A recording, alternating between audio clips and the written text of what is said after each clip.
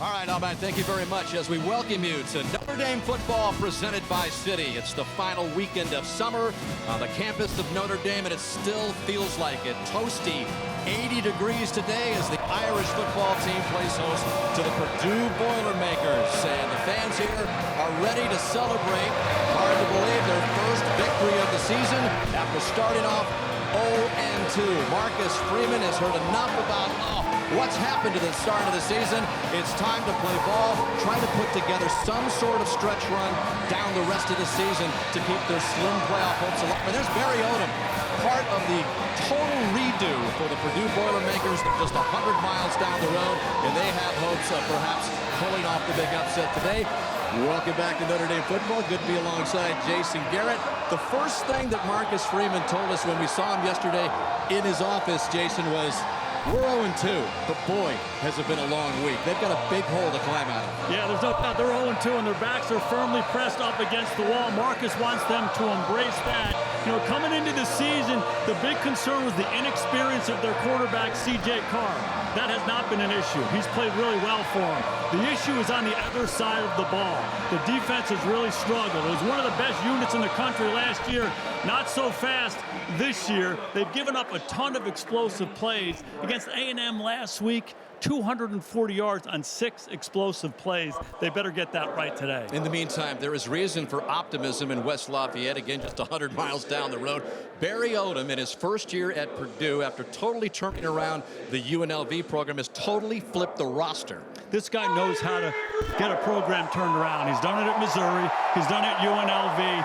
82 new players in this Purdue program since last year. 46 since the end of spring practice. It's unbelievable. He's trying to build his culture, and he's trying to build it fast. One guy he can build it around is their quarterback, Ryan Brown. I really like this guy. He can throw it. He can make plays with his feet. He's dynamic, and they got a lot of juice outside at receiver as well. Yeah, it's a new-look Purdue team, but he said, I don't see Joe Montana or Tim Brown walking out of the tunnel. There are the current Irish players coming down to get ready to make their run on the field, touching that iconic play like a champion today.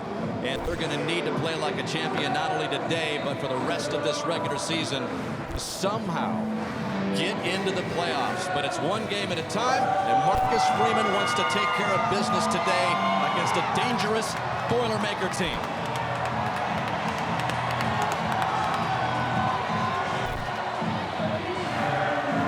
So after a very frustrating week, he doesn't want to hear about how they lost to Miami and Texas A&M, highly ranked teams, by a combined 4 points. It's time to take care of business, and Marcus Freeman and his squad knows it. And here come the Irish.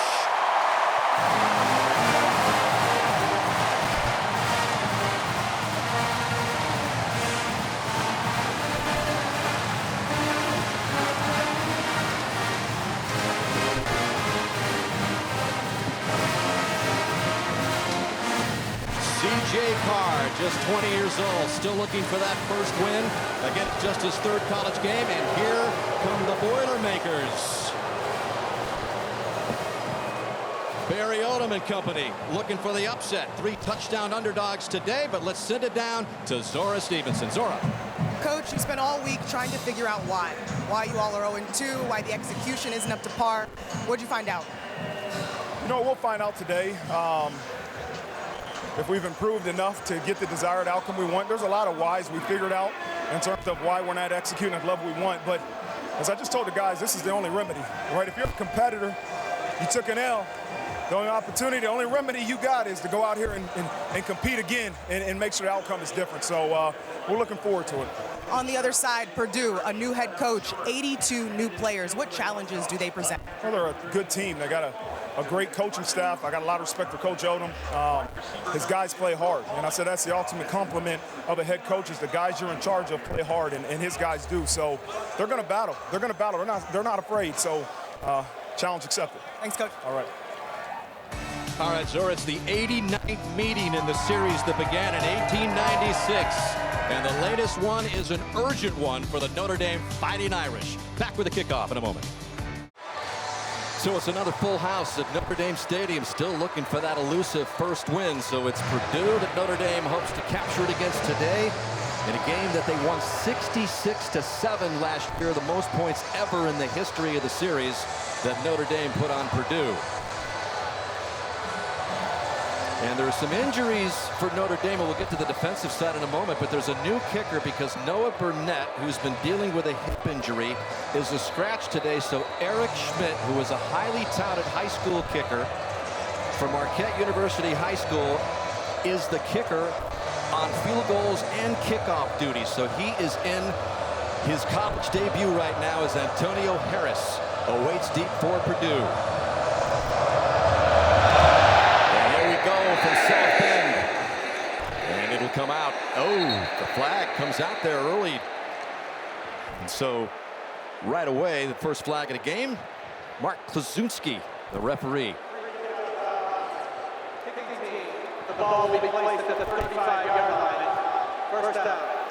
So already an early penalty there, takes it out to the 35 instead of the 25 for Purdue. So you got CJ Carr for Marcus Freeman in just his third collegiate start. This is just the 6th collegiate start for Ryan Brown, but he's been impressive.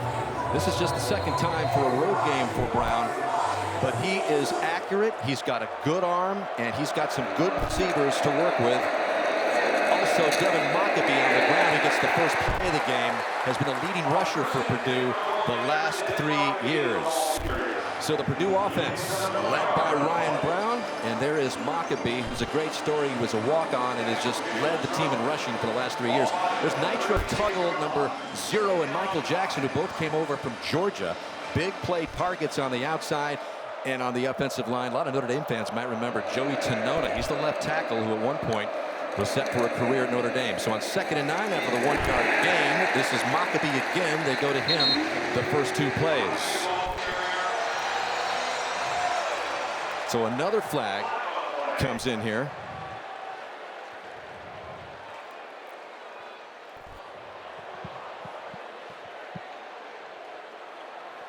So we'll hear again from Kluzinski and this Big Ten crew. After the play was over, unsportsmanlike conduct. Offense, number 74. 15-yard penalty. The down count. And that's on the left guard, Jason, Jalen St. John. Yeah, this is just right in the middle of the screen right here. That's Drake Bowen, the middle linebacker. At the end of the down, a little extracurricular here by St. John.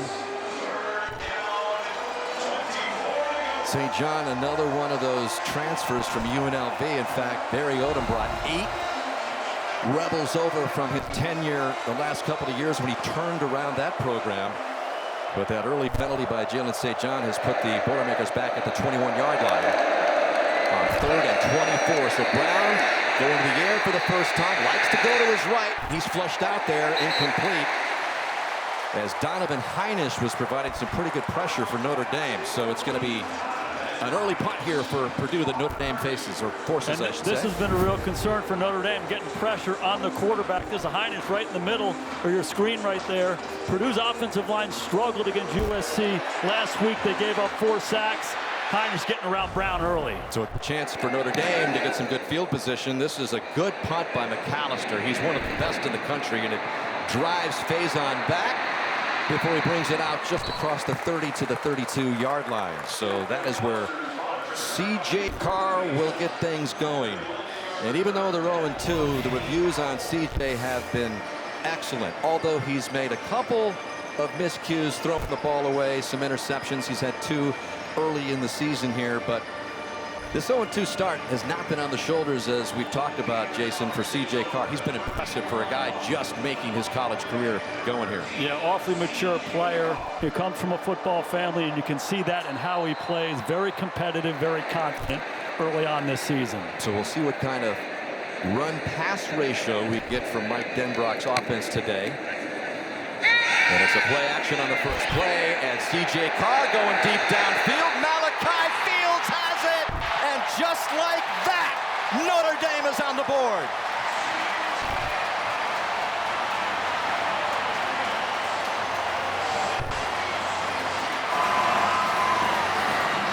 '66-yard strike to the big guy in the transfer from Virginia. It's just a deep post to the outside guy, Malachi Fields. There's nobody in the middle of the field. They go play action. Protection is clean, and you cannot throw the ball any better than this. They call this a walk it to him. If you walked it out there, you'd place it in that spot right there. A huge start for the Irish.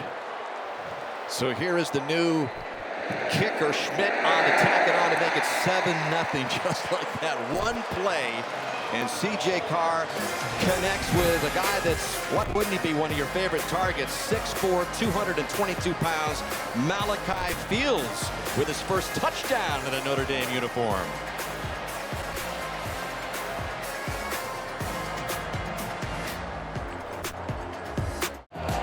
So it didn't take long for perhaps the Irish fans to get over this early 0-2 hangover as CJ Carr on the first offensive play of the game for Notre Dame connects for a 66-yard strike with Malachi Fields, big-time receiver from Charlottesville, Virginia. And Eric Schmidt set to kick off again, the new kicker for Notre Dame in this ball game. Antonio Harris watches it sail into the end zone. So one play drive for Notre Dame. And what happened here, Coach? Yeah, if you're the quarterback right here, you're looking for this guy. You're going to get an out route here. You're going to get deep post here, and there's nobody in the middle of the field. They're going to block it up with the protection up front. It's a really clean look. As soon as he sees 21 Rael go with the corner route, he's throwing the deep post. There's a ton of green grass, and you can see the stroke that CJ Carr has. He just has a really clean way of releasing the football. Vision. It's an unbelievable pocket. It's as easy as it gets, and he puts it right on the money. That's Tony Grimes, one of the real veterans for Purdue, who just got beat along with the rest of the Purdue defensive secondary. It's an early timeout here for Barry Odom, who obviously didn't look like what he saw. Well, we talked about the changes on Notre Dame's defense today due to some injuries as well. Leonard Moore, the star cornerback, has an ankle injury, so he's not able to go. And so that means that it's a change in the back there. The new corner is Mark Zachary starting for him. You've got Devontae Smith also, who is not expected to play today, although he dressed. Leonard Moore did not. So Dallas Golden, a true freshman, gets the very first action of his career. And there is Chris Ash, who had a long week as well as the defensive coordinator for Notre Dame in his first year. So here's Ryan Brown going to work to the right side, complete to Maccabee. He's got a first down and more. Good gain for Devin Maccabee. That was Tay Johnson on the coverage, but a good gain for Maccabee at 24 yards. Yeah, I like the call by Josh Henson, the offensive coordinator. Okay, it's been a struggle so far. Let's move the quarterback. Let's give him an easy throw. Let's get him to our best runner in Maccabee. Make it easy. Let's get a little run after catch and change the momentum of this game. Josh Henson, the new offensive coordinator for Purdue. It came from USC, where he was alongside Lincoln Riley there for a few years. And this is Maccabee. He is a tough back. And you look at the statistics, and the telling one on Maccabee, Jason, is his yards after contact. I mean, he ranks one of the highest in the country in that category. It's not a good sign for your team. If your running back ranks the highest in that category, it means he's getting hit a lot in the backfield. But that's what Maccabee does. A lot of knees, a lot of elbows, always churning and falling forward. Very productive player for the Boilermakers. So another good gain on 2nd and 4. Play action. Brown goes to the air, and it's huggled and incomplete, intended for Armand Branch. And this is what they do at Purdue. They like to run the football with Maccabee, and then they put it in and they pull it out. And when they get isolation outside, they try to throw the individual. Puts it right on the receiver's face. Branch can't come up with the play, and if Purdue wants to come in here to Notre Dame Stadium and beat these guys, they have to make those plays. You got to make the layups. So 3rd and 4 for the Boilermakers from the Notre Dame 46. Has time, and this is complete. And that's the big tight end, George Burhan. And that's been the issue for Notre Dame. They have not put a lot of pressure on the quarterback. You see Brown here in the pocket. He has a lot of time to survey, and he just has a little bit of a knack. You see him jump and throw, finding Burhan All Burhen's doing is running a little drag route and man-to-man coverage. You get a little rub. 3rd and 4, nice conversion for the Boilermakers. And for the first down now at the Notre Dame 40. Here's Brown. He's got some time again. This time taking a deep shot down the sideline. Is that caught? Nitro Tuggle. What a catch. And that's another example of the dangerous receivers that Brown has on the outside. Nitro Tuggle put a move on Mark Zachary, who again is getting the start today with Leonard Moore out of the lineup. Yeah, Zachary, the true freshman, played last week, got beat on a double move. Don't think Purdue didn't see that tape. They went right after him early. That was a gain of 31, so it's at the 9, 1st and goal, and a flag stops this play. False start. Offense number 79. 5-yard penalty. And remains first down. And that's on Tanona.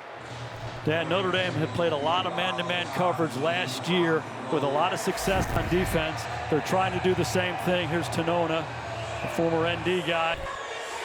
False start down in the red zone. But if they play a lot of man-to-man coverage without safety help, you're exposing a guy like Zachary, the true freshman. Ball back at the 14 now. On 1st and goal. Maccabee has it and then slings it out to Ryan Brown. And Purdue with some trickery here.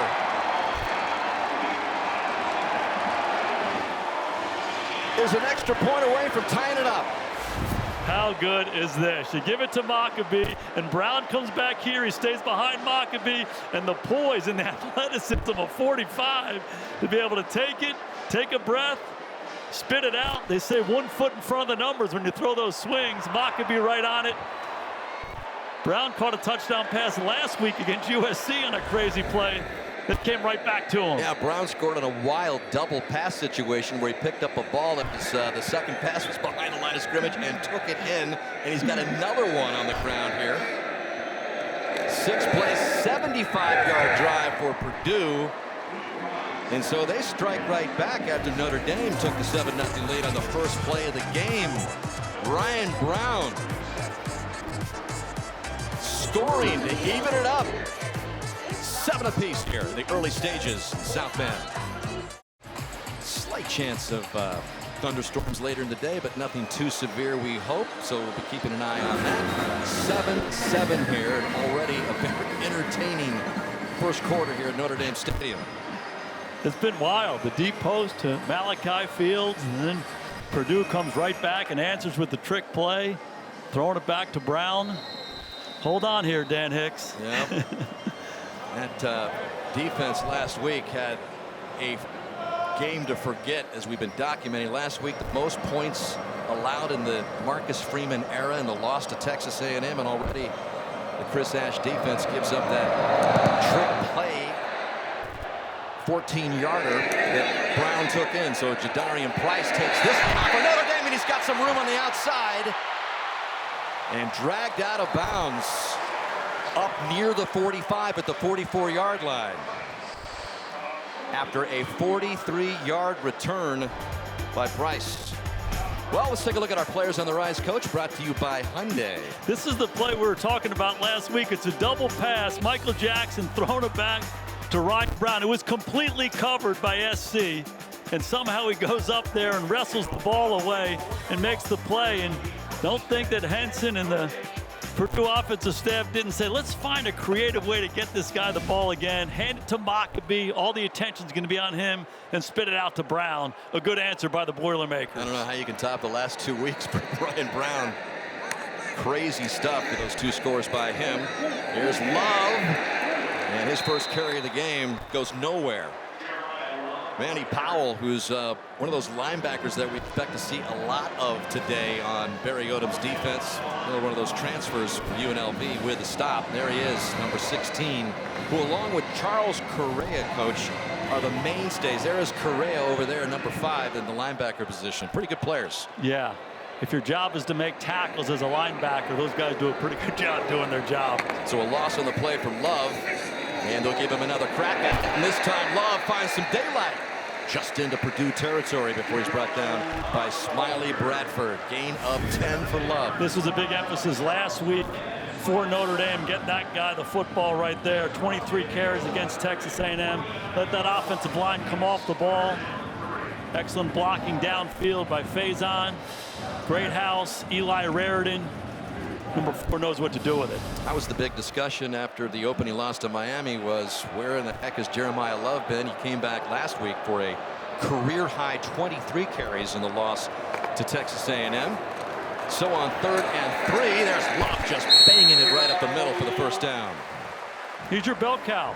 Get up the football. The 1-2 punch that Notre Dame has with Jeremiah Love and Jadarian Price, as good as any running back tandem in the country. They got to get their touches. Nobody knows that better than Mike Denbrock. In week 1 against Miami, a lot of RPOs, run-pass options. Coach Denbrock emphasized to his young quarterback, CJ Carr, remember, it's run-pass option. Give these guys a chance. So Love flanking CJ Carr again. We'll give Love a rest. Carr goes to the air, far side, complete to Jordan Faison, who's been very active this year. Just a dynamic player. Gain of 12 for Jordan. The passing game has been really clean. This is Faison outside. He's going to run up the field. He's going to run a pivot route at 12 yards. And time again on tape, you see CJ Carr dropping back when he gets an individual look outside. He just delivers a strike. He loves this receiving core. Faison can play both inside and outside and make plays for the Irish. Here comes Jeremiah Love swinging it far left side of Carr as the Irish are on the move.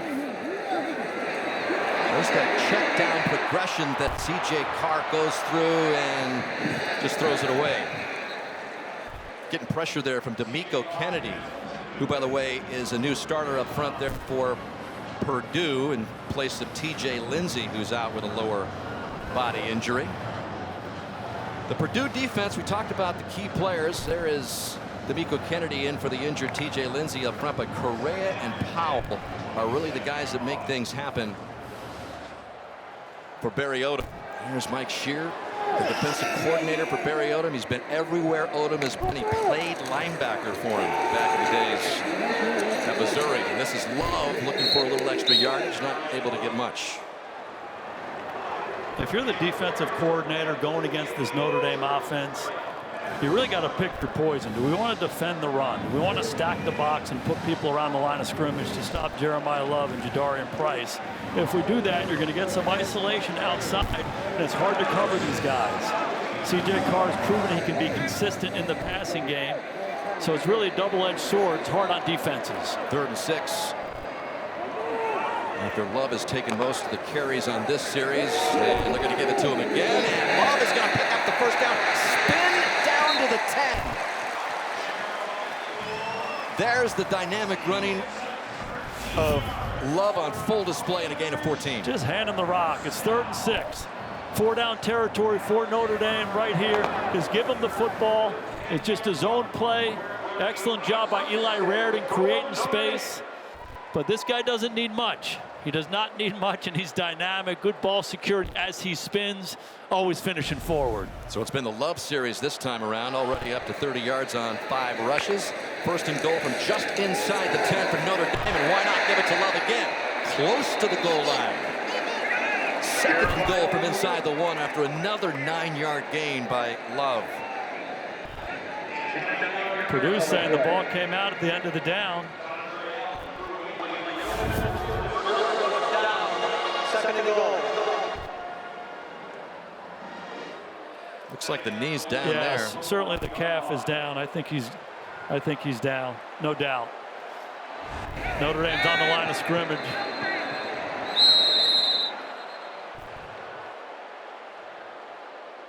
And Odom, it appears, has called a timeout. And it's a good call by Odom to see if he can extend the time to see the replay, but I don't think this one's coming back. It looked like the front of that shin was down. Timeout. Purdue, their 2nd and a half. 30-second timeout. Once that left shin is down, he's down.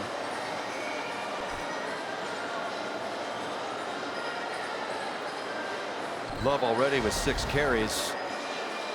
And we've still got 6.5 minutes left here in the opening quarter. That run is a good look at Love. You see the quickness and the speed. That's obvious to everybody, but finishing forward. This is a big man who can finish forward and knock people back at the end of the down. We've seen it a lot early on in this ball game. It's funny how this whole series has gone to Jeremiah Love, and they come out of the gates and they hit the big one to Malachi Fields.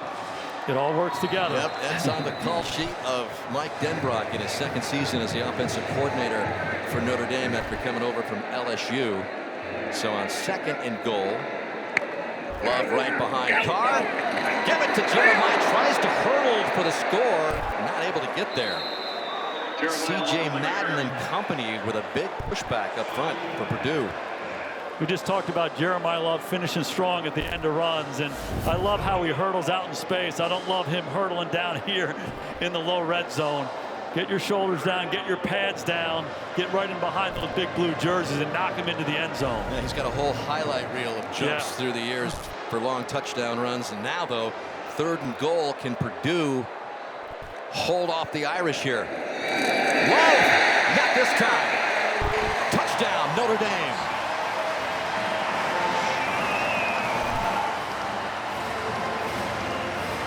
Love how Mike Denbrock, the offensive coordinator, is letting Jeremiah Love eat. Get this guy the football.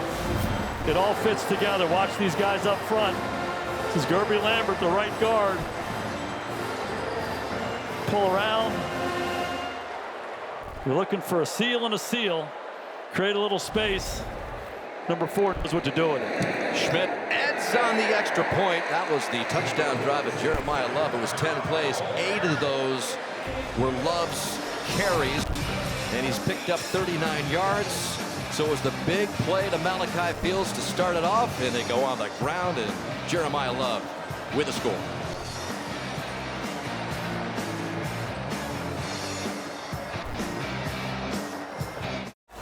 All right, Ahmed, thank you very much. That'll be the first meeting ever, by the way, between Arkansas and Notre Dame. The Irish on the road next week. Marcus Freeman hoping to pick up this first victory on the road to Arkansas. 14-7 Notre Dame.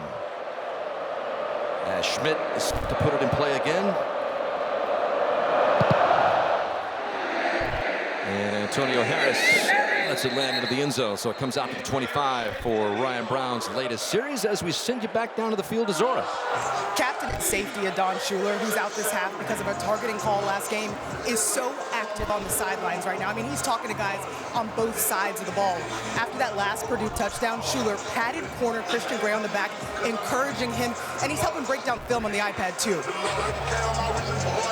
Yeah, that was in the second half of that game, so he has to sit out this whole first half. Adon Schuler, the normal starter, but Tay Johnson, number 9, is a good young player, coach, who they think was going to take some reps away anyway. He's that good, and so he's gotten the start and the spot for Schuler as he's had to sit out this first half. So this is Antonio Harris with his first carry of the game for Purdue, and it gets maybe a yard, if that. Yeah, a lot of moving parts in the secondary for Notre Dame. We talked about Leonard Moore, their best corner, is out. You take Adon Schuler, their best deep end safety, he's out. So a lot of young guys, a lot of different guys getting their opportunity. And Purdue has an opportunity to make some plays outside. They got some playmakers, and this quarterback can really throw it. So we'll see if they try to attack. On 2nd and 9, here comes some pressure from Notre Dame, but Brown is able to get rid of it to Harris, and he picks up the first down across the 35. So it's a good gain of 9. It's a really good finish by Harris at the end of the down there. And the big concern here for Purdue, he's going to run a little swing pass to the left, get those linemen out in space, and see how he gets his shoulder square to finish. And some tempo here for Purdue. Brown going right to work and through the air. And just a little bit too high there for Nitro Tuggle. The concern for Purdue on offense is their offensive line. Brown was under duress a lot last week against USC, so they have some weapons, but it's hard for them to get the ball down the field because they don't really have time enough to protect it. They got to look for their opportunities and take advantage of it. Look for them to attack some of these young corners outside, particularly Mark Zachary. Purdue had a couple of easy wins to start off the season. 30-point zip over Ball State. They beat Southern Illinois 34-17 before they lost to USC. But they, even in the loss to the Trojans, they felt like they competed. That's the first catch for E.J. Horton for a gain of 12. But a flag is down. Offense number 79. And that'll come back. 10-yard penalty. Repeat, second down. And that is on Tanona.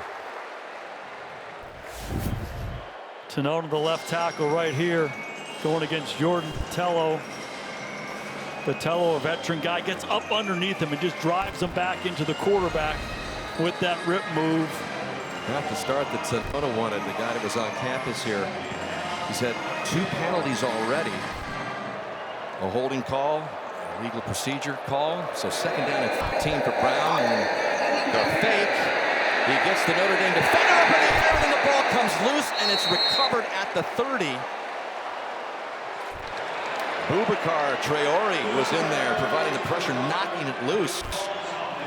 As Malachi Thomas was able to recover it.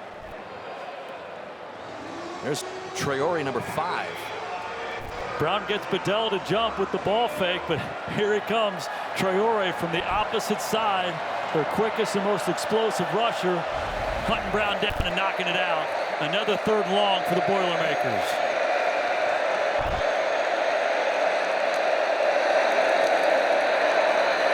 Brown, pressure, runs it out. Well short of the first down, but he does get it up to the 40. That'll bring up 4th down and the punting unit for the Boilermakers, even after the gain of 10 for Brown. Looks like they might, there they go. Really like Notre Dame's defense there. 3rd and extra long zone, good discipline, play with depth. If he wants to run, rally, and tackle, get off the field. Well done.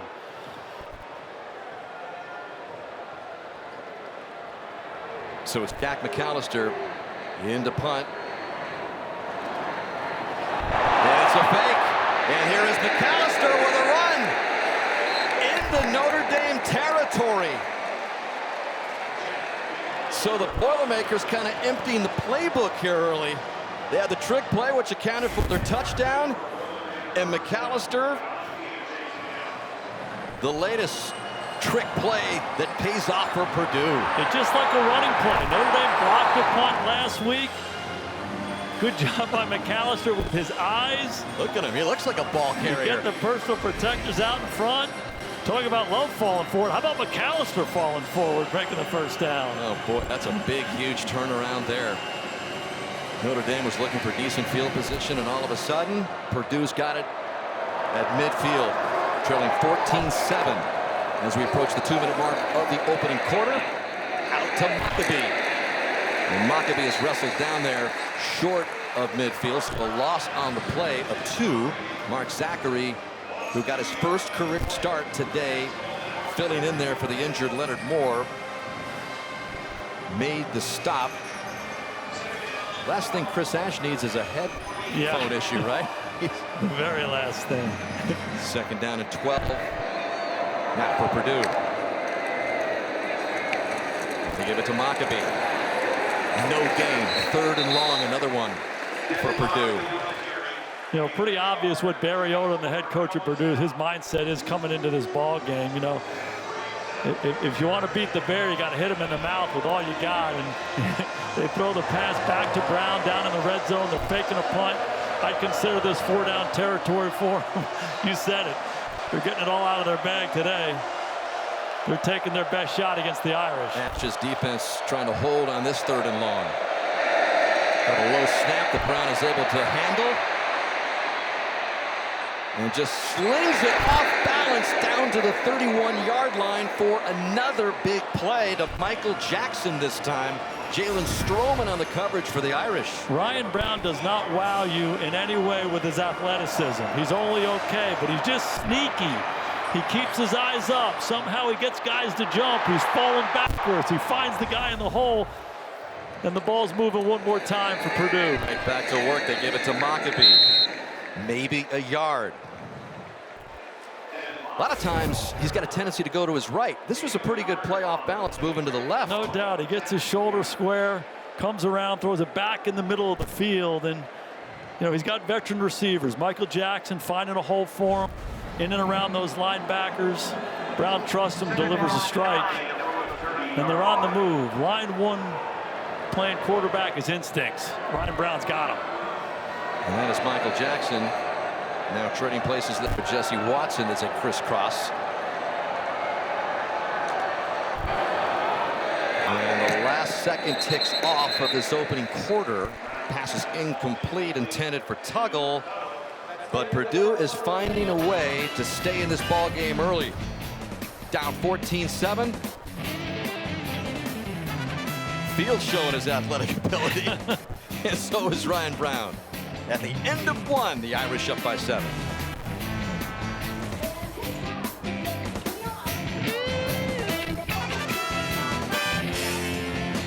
Sellout crowd of 77,000 plus watching the Purdue Boilermakers keep it relatively close here. Earlier when we had a conversation with Purdue coach Barry Odom earlier in the week, he said, we got to be, we got to win ugly. We got to get this game into the fourth quarter, somehow stay close, and that's exactly what they're doing right now. That is what they're doing. They're being creative. They're being aggressive. I wouldn't call it ugly. Yeah, exactly right. You know, I love the red zone call down there. They get in there close. Let's try the trick play. Don't be afraid to call that stuff. You're middle of field right here. It's 4th and 4. Let's not be afraid to call the fake punt. Let's come in here, and a lot of times that instills a little confidence in your guys. We're going to try these plays. We believe in you guys. Go make them work. If they don't work, we'll figure it out. They got themselves in this ball game. Somehow they've come up with some big plays on some 3rd and longs. They need one now from the Irish 30. Brown going deep down the far sideline, has a guy, and it's incomplete. Yeah, that is Mark Zachary, who got his first start today at the corner position on E.J. Horton, who was right in there, draped on him. Yeah, missed opportunity here. It's a double move outside, run right up on him and run the go route. And Ryan Brown is late with the football. He has a chance to throw that ball earlier and farther.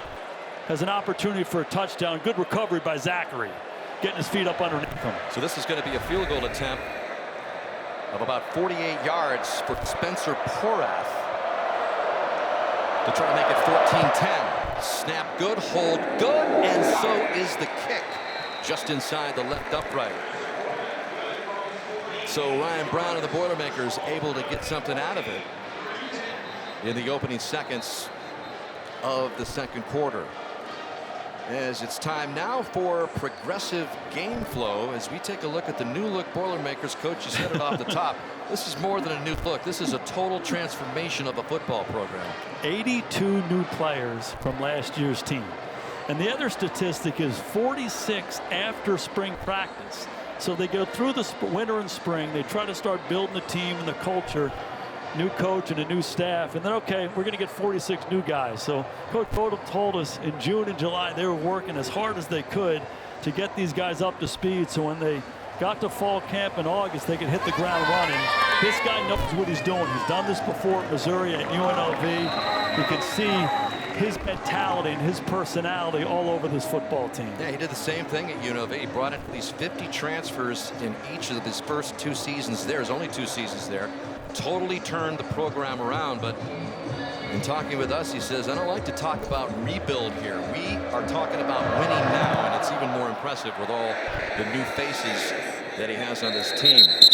Price watches it sail over to the end zone, so Notre Dame will come out to the 25 as we check in with Zora. Dan, 8 players on this team followed Coach Odom from Las Vegas to West Lafayette. And the reason why, well, guys just kept saying the word family to me. Cornerback Tony Grimes told me his daughter was born while playing for Odom at UNLV. He said he was always in my corner, showing me how to be a great dad from a distance. Linebacker Manny Powell, who is now on his 3rd school with Odom, told me Coach always welcomed me with open arms, opened up his home and his family. Yeah, there's a real loyalty to this guy Odom, and he's building that same culture in his first season at Purdue. Here's Notre Dame now with a 14-10 lead, taken over here in the latest series at the 25-yard line. There's Jeremiah Love, who was the workhorse in the last series, spins around and gets some nice yards out of it. Just one more note on Odom there. We throw this word culture around all the time. Culture starts with people. And Zora's report, 8 of the guys for UNLV, the different guys coming from the UNLV staff, all these guys making a big difference here, establishing the culture here at Purdue. As we look at Anthony Knapp, taking a look at him. We'll be back. Notre Dame football is being brought to you by Allstate. You're in good hands. By Jersey Mike Subs. Be a sub above. And by T-Mobile. Notre Dame up 14-10 here. As you take a look at that score back in the day. Last time Purdue came to South Bend, though, that big bass drum wasn't able to fit through the tunnel. Nonetheless, Notre Dame beat Purdue that year, 2020, in the 2021 season. And right now it's 14-10. As Notre Dame starts off on this second down play call with a nice completion to Jordan Faison. Tony Grimes on the coverage for Purdue. Dan, that's what I'm talking about right there. You get isolated coverage outside. Time and time again, CJ Carr has proven that he could just deliver strikes. Anthony Knapp is checked back into the Notre Dame offensive line at that left tackle position after limping off the field. The numbers for Carr today are early going. The one big strike on the opening play of the game for Notre Dame to Malachi Fields. Here's Love on the 1st and 10 call. Another good gain for Love. Keeps picking his way through that Purdue defense. You know, a lot of people talk about having balance in your offense. I like being able to attack different ways. And when Notre Dame is playing well under offensive coordinator Mike Denbrock, that's what they do. They run the ball inside, they run it outside, they throw it to different people, they throw it different ways. And, you know, they have a really good rhythm so far in this ball game. A lot of successful plays, doing things different ways. On 2nd and 4. Carr steps back. Plenty of time. All day to throw. No one could get open, so Carr tucks it and gets across midfield. He's not the fastest quarterback you'll ever see, but good enough in the running department. He's an effective competitive runner is what he is, and he has all day long. They're trying to get a combination down the field. He doesn't like what he sees, but what I love at the end of the down here, contrary to last week, hey, just go use your feet, dive forward, make a first down and keep the chains moving. Much more decisive than he was when you threw the interception against A&M last week. This guy learns from week to week. Ball at the Purdue 49 after the first down pickup by Carr. He hands it off to the guy that really knows what he's doing on the ground, down to the 45-yard line. There was a lot of talk after last week's game about the tip-off stance that CJ Carr was giving away, Coach. This is a square stance. His feet are flat, they're together, and every time he was in a stance like that, they ran the football. And when he was staggered, they threw it. Now today, okay, staggered stance, one's going to be a run, and one's going to be a pass. And CJ Carr told us in our meeting with him he's going to go with one consistent stance, hopefully the staggered stance, as a flag comes in. False start. Offense number 9. 5-yard penalty. Remains 2nd down. That's up the tight end Raritan, but this is nothing new in the world of football. I mean, you guys study tape. CJ Carr finally getting some tape out there and some film, and folks were picking up on it. And there's the run. So he learned from the tendency. A lot of people made a big deal of it. Okay, so he goes staggered stance on the run, he goes staggered stance on the pass, and all of a sudden that tendency and that tip goes away. It's a young quarterback learning. He knows he was supposed to be staggered, and he made the adjustment. We give it to Love, and Love's got some room to go and flash that speed. Picks up another first down for the Irish before Taj Rael finally chases him out after a gain of 16 for Love, whose numbers are increasing. He's got 69 on the ground so far. Yeah, watch the right guard and the right tackle. This is Gerby Lambert and Emil Wagner pulling back to the weak side. You kick guys out, you seal them on the inside, you give Jeremiah Love some space. I don't care if your stance is staggered or flat. Give number 4 the ball, good things are going to happen. There's number 4 again. Who other than Carr has all the rushes on the ground for Notre Dame. That's good for another 8 for Jeremiah Love. It's just hard on a defense. You sit there and you see this guy 4 yards, 5 yards, 6 yards. Oh, go make a 10-yard. Let's put them all around the line of scrimmage. And then here's CJ Carr throwing the ball down the field. Tough to play defense against this Irish offense right now. And we haven't even seen Jadarian Price for the carry yet. He is electric. On 2nd down and 2, Love with another one. Another first down for Notre Dame. You know, he had that huge season last year, Jason, and then all the talk after they got to the national championship game. And there was Heisman talk, and Jeremiah Love was embracing it. He says, "I'd like to go out and win it. It's been too long since Notre Dame has had a Heisman Trophy winner." But when you got a guy like Jadarian Price, you got to give him his touches too. And Love checks out and Price is in. It's a really healthy competition between those two guys. They help each other throughout the ball game. And here is Price. There he goes. There's the shift change, and it pays off immediately.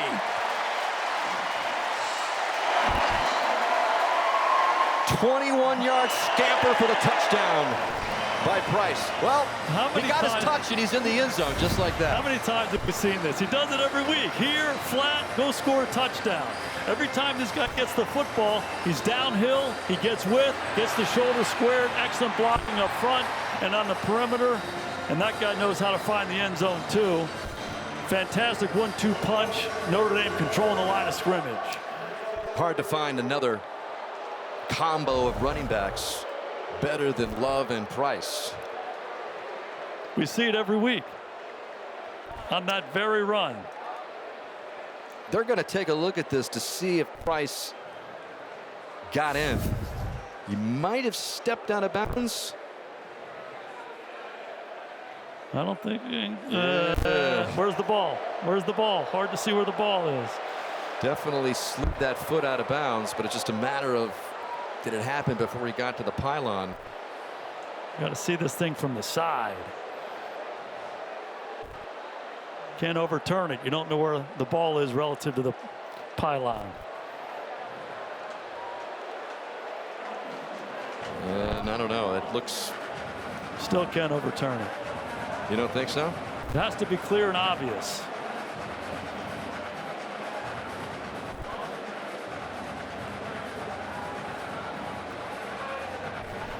There's no doubt. There's no doubt his foot went into the white, but did it go into the white before the ball crossed the goal line? What do you think, Reg? Coach Garrett, you hit it on the head. What we can't see is where the ball is when his foot goes out of bounds. We can see his right foot touch the white, but at this point we cannot see whether the ball has broken the plane. This is going to be upheld. It is just kind of guesswork. After review, the ruling on the field is upheld. Touchdown. And there you have it. Jadarian Price officially in for his 3rd touchdown of the season. Nice job, Reg. Good to see you, bud. How you doing, Reg? Good to be back with you guys this year. Good to see you too. And here is the new kicker, Eric Schmidt, on to add the extra point to make it a 21-10 game with 10 minutes left in the opening half. Again, Noah Burnett, the regular kicker, out for Notre Dame. So Eric Schmidt, who is one of the most highly touted kickers in the country when he came out of high school, tacks it on to make it an 11-point game. Yes, you hear the theme music. Bob Barker. God rest his soul. The Price is Right again for Notre Dame. Thanks, Ahmed. It was Angeli who was involved in the quarterback situation here at Notre Dame before heading to Syracuse. And it was CJ Carr who won that quarterback battle with Kenny Minchie to earn the right to be the Notre Dame latest starting quarterback. Irish up 21-10 here. 10 minutes left in this half. And Schmidt with another good kick into the end zone. Purdue out to the 25. Well, I mean, if you've been hanging around South Bend this week, it's like the sky is falling, right? And it's defensive coordinator Chris Ash who's been taking the most heat. You know, what happened to one of the best defenses in the country last year, Jason, and what kind of play calling are we getting from him? Well, did a little graphic here to show you about the tendencies. Yeah, these are the percentages. Hey, play more. They're playing the exact same percentage of man-to-man coverage, of zone coverage. It's all pretty similar. The one thing that's different, the blitz rate a little bit higher from last year, particularly on 3rd down. And so Chris Ash trying to do some of the same things they did last year. The question becomes, hey, we're doing the same kind of stuff. who are we doing it with? And I think that's a big question for them.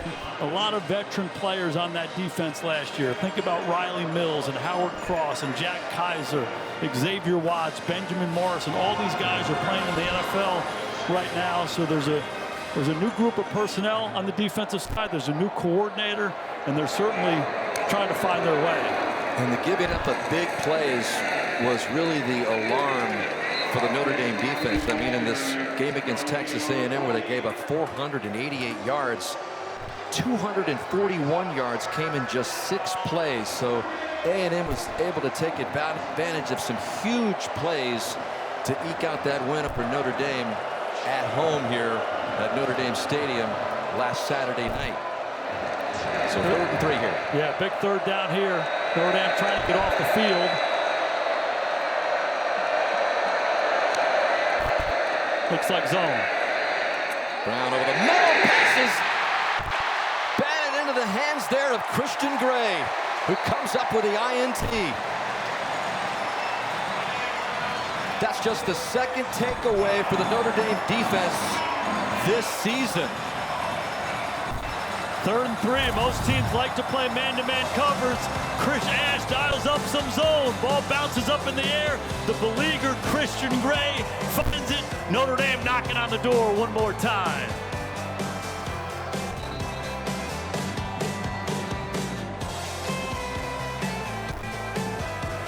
Okay, here's the interception on the 3rd and 3, and typically this is a man-to-man down. I love the call by Chris Ash. He mixes it up. He plays zone. It's a man route by Purdue. The ball gets tipped away by Logan Thomas, and Christian Gray, look at this. The ball almost hits Gabe Rufio's helmet. Excellent job with the left hand by Thomas, and then opportunistic. When you play zone, you get a lot of eyeballs on the football. So tips and overthrows, you have a chance to take advantage, and Christian Gray did so. A big takeaway by the Irish. And Notre Dame in great shape here to add to their lead. And this is Jadarian Price, who had the big touchdown run earlier, looking for that edge that he seemingly always finds, Coach. This is what this guy does. Let's go back to last week. This is Jadarian Price. Time and time again, he presses the hole. He gets width. He has excellent lateral quickness. And then he gets squared down the field over and over and over again. Up in the hole, bounces to the perimeter, makes yards. Here's the touchdown. Press, gets some width, lateral quickness and speed to the edge. Excellent blocking on the perimeter. It's the rhythm of all his runs. He's awfully productive running it. And he watched Love, his teammate, take all those carries on that one drive, which resulted in a touchdown. And now Price fresh is in here flashing for big yards. Watch Powell right here. 16, one of the leaders here for Purdue. Oof. He came over from UNLV to try to help Barry Odom establish the culture. You make hits like that, you're helping establish the culture. Yeah, he wears the green dot for Mike Shear, the defensive coordinator, as he communicates the signals to the Purdue defense. And here is Price. And he's close to another 1st down. When you're playing defense against these two guys, Jeremiah Love and Jadarian Price, it's almost like you're going to raise the white flag, because it's time and time again. Here's Love. Here's Love. Oh, okay, let's get Love out. Let's put this 24 in, who's fresh as a daisy coming at you. And it's fantastic. It's a really good 1-2 punch. And those big guys up front for Notre Dame controlling the line of scrimmage. Notre Dame a perfect 3 for 3 on 3rd downs. This one from short yardage, and Price has it easily. 1st and goal for Notre Dame. Yeah, the turf monster got him at the end of the down there. This guy knows how to find the end zone. Surprised he didn't kick his feet up and go make the play there. But love what Mike Denbrock, the offensive coordinator for Notre Dame, is doing. He's just hammering this Purdue defense. Price said he was overwhelmed by NIL offers after last year's national championship game. He was a big part of that team. Wanted to stay at Notre Dame, and he's glad he did, as Price heads in again for another one. Wow. Dixie, does this look familiar to you? One more time. Here he goes. Get to the corner. And he doesn't look like he's going that fast. He's a smooth strider, but his lateral quickness and speed, he's able to capture the edge time and time again. An outstanding red zone runner. So he struck from 21 yards out earlier, And it's Jadarian Price who has his second touchdown of the game.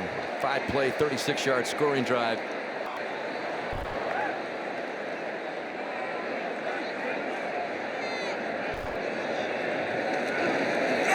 And Schmidt tacks it on, not by much. But it's now an 18-point lead for Notre Dame. We saw Jeremiah Love just take apart the Purdue defense, and now it's Jadarian Price's turn as Notre Dame, a big 3-touchdown favorite, adds to its lead here against the Boilermakers. I mean, it might sound like hype, but it has that kind of anticipation. That might be the greatest sign I've ever seen right there. Extremely difficult. Notre Dame with a 28-10 lead. 6.5 left. Notre Dame struck first on the opening play. Purdue showed some signs of hanging around, cut it to 21-10, but now Notre Dame has pushed it to an 18-point deficit for Ryan Brown in his latest series here from the 25. Purdue trying to get something going here before heading to the locker room. This is Michael Jackson with the first down carry for about 2 yards. A little extracurricular there. Marcus Freeman has made a big emphasis on what he calls the middle 8. Last part of the first half and the first part of the second half. And if you go back to their opening game against the University of Miami, it was 7-7 with about 6 minutes to go in the second quarter. And Miami scored a touchdown going in. They scored a touchdown coming out, made it 21-7, and almost put the game out of reach for the Irish. So it's a big point of emphasis. There's a look at the All-State first down line up there at the 35-yard line, and Brown is under pressure. And he's going to show some legs. And a good pickup before he's raced out of bounds by Dallas Golden. Gain of 11 for the Purdue quarterback. Yeah, not a dynamic runner, but just a really effective runner. And it really goes to his willfulness and his competitiveness. Keeps the eyes up, captures the edge, knows how to use his feet in critical moments to move the football. Brown in his second year for Purdue. Kind of left the Purdue program for a while. We'll get into that in a second. Went to North Carolina under the tutelage of Bill Belichick. And it was an interesting move for Brown. He knew there was a coaching change taking place at Purdue. Ryan Walters was fired, so he just kind of went to UNC, had a chance to be coached by Belichick there. He said he taught him a lot, Belichick did, about alignments, pre-snap, mentioned and talked a lot about Tom Brady. So he said it was an incredibly beneficial time there at Chapel Hill, but in his heart of hearts, he wanted to come back to Purdue. And on 2nd and 9 with a scramble here is well short of the first down, which will bring up 3rd down. He said he was in the mix for the starting quarterback position at North Carolina, so it wasn't like, oh, I wasn't going to be the starter there. He just felt in his heart. He heard good things about Barry Odom in West Lafayette. A lot of friends as well, and so he just made the move back to Purdue and hasn't regretted it. Yeah, and I think he loved being at Purdue. There was just some uncertainty about who the next coach was going to be, and he had a chance to go to North Carolina to play with one of the all-time greats. I think he's happy he's back here now. Trying to pick up the first down, and he does. Connects with Jackson again for a good gain. And these are the guys we were talking about, Nitro Tuggle and Michael Jackson. Jackson spent 3 years at USC before he played for the Georgia Bulldogs 1 year. And it starts right there. It starts with the protection. He had plenty of time to let this route uncover. This is Jackson running away from Zachary. The pocket was clean. You give him time to throw, he's going to find it and deliver. So a nice first down pickup, and Brown in the air again goes to one of his favorite targets, Burhan, the tight end from Indiana. Another first down. Gain of 14 for Burhan. One more time in the protection. It's a play action pass here. Let's fake it here. These big guys up front controlling the line of scrimmage. Plenty of space for him to throw it.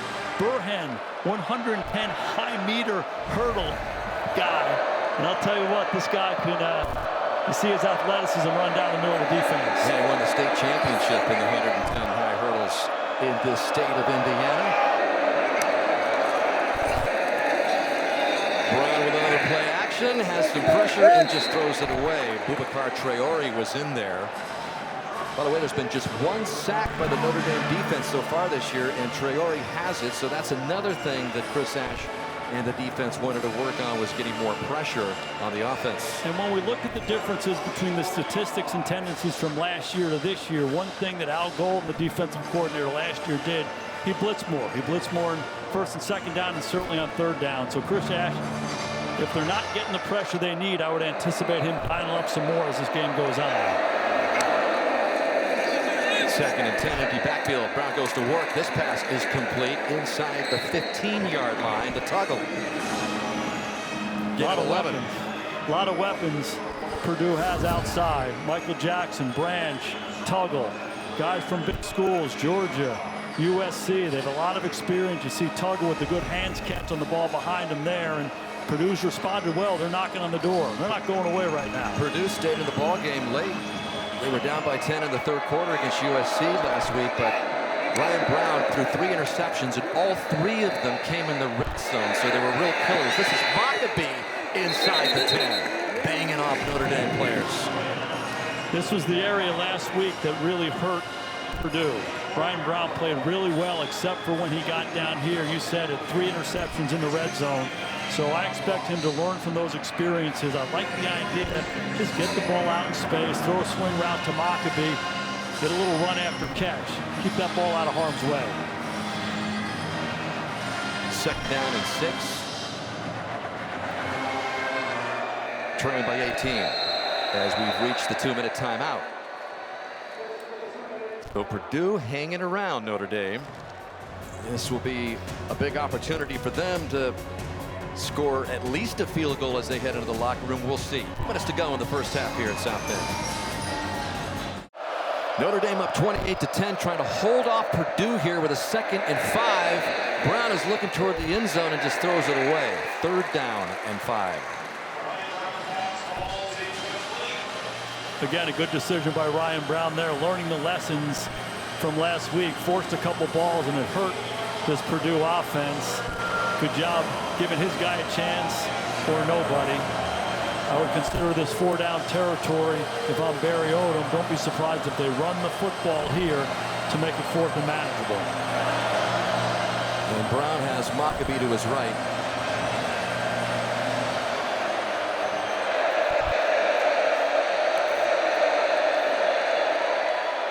Brown to the air, to the end zone, incomplete. You wanted Rico Walker, and that brings up 4th and 5. And you got to go here, and I love the throw by Ryan Brown. He gets Walker going down the middle of the field. You see the 2 deep safeties. You're going to try to get in the middle of those safeties, and he gives them a chance. You want to be high and firm on the back line. Stroman coming from the backside delivers the blow. It's a catchable ball by Rico. So this will be a 26-yard attempt by Porath, who's already hit a career-high 48-yarder earlier in the game, and this one gets through for Porath to cut the deficit to 15 with 1:46 to go. So Odom gets something out of it. Touchdown would have been ideal, but so far his game plan and philosophy of staying in the game, trying to keep it close as he gets to the 4th quarter, still intact. Yeah, when you throw the ball on 3rd down like they did, more likely than not you'll kick the field goal if you don't complete the pass. If you run it on 3rd down, that gives you a chance to make it 4th and manageable. They had a real good opportunity there. Rico Walker needs to make that play, but he comes away with points. 15-point game. Their defense has to do a good job holding Notre Dame down here. You go into halftime and you reset, and you stay in the game and keep battling for another 30. Purdue at 2-1, that lost to USC last week after the 2 blowout wins to start the season for Odom. And we talked to Odom. He said, yeah, we gained some confidence out of it, but bottom line is we didn't win the game. So 2-1 coming in here as Notre Dame tries to win for the first time this season. Huge favorites at home here against Purdue. Seth Turner sends it over the head of Jadarian Price.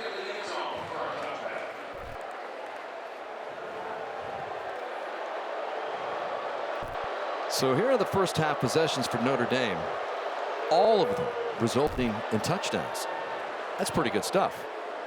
Fantastic. Started with the first one, the big throw to Fields for the touchdown, but then more than not, they've been running the football. First Jeremiah Love, and then Jadarian Price. Again, love the mix by Mike Denbrock.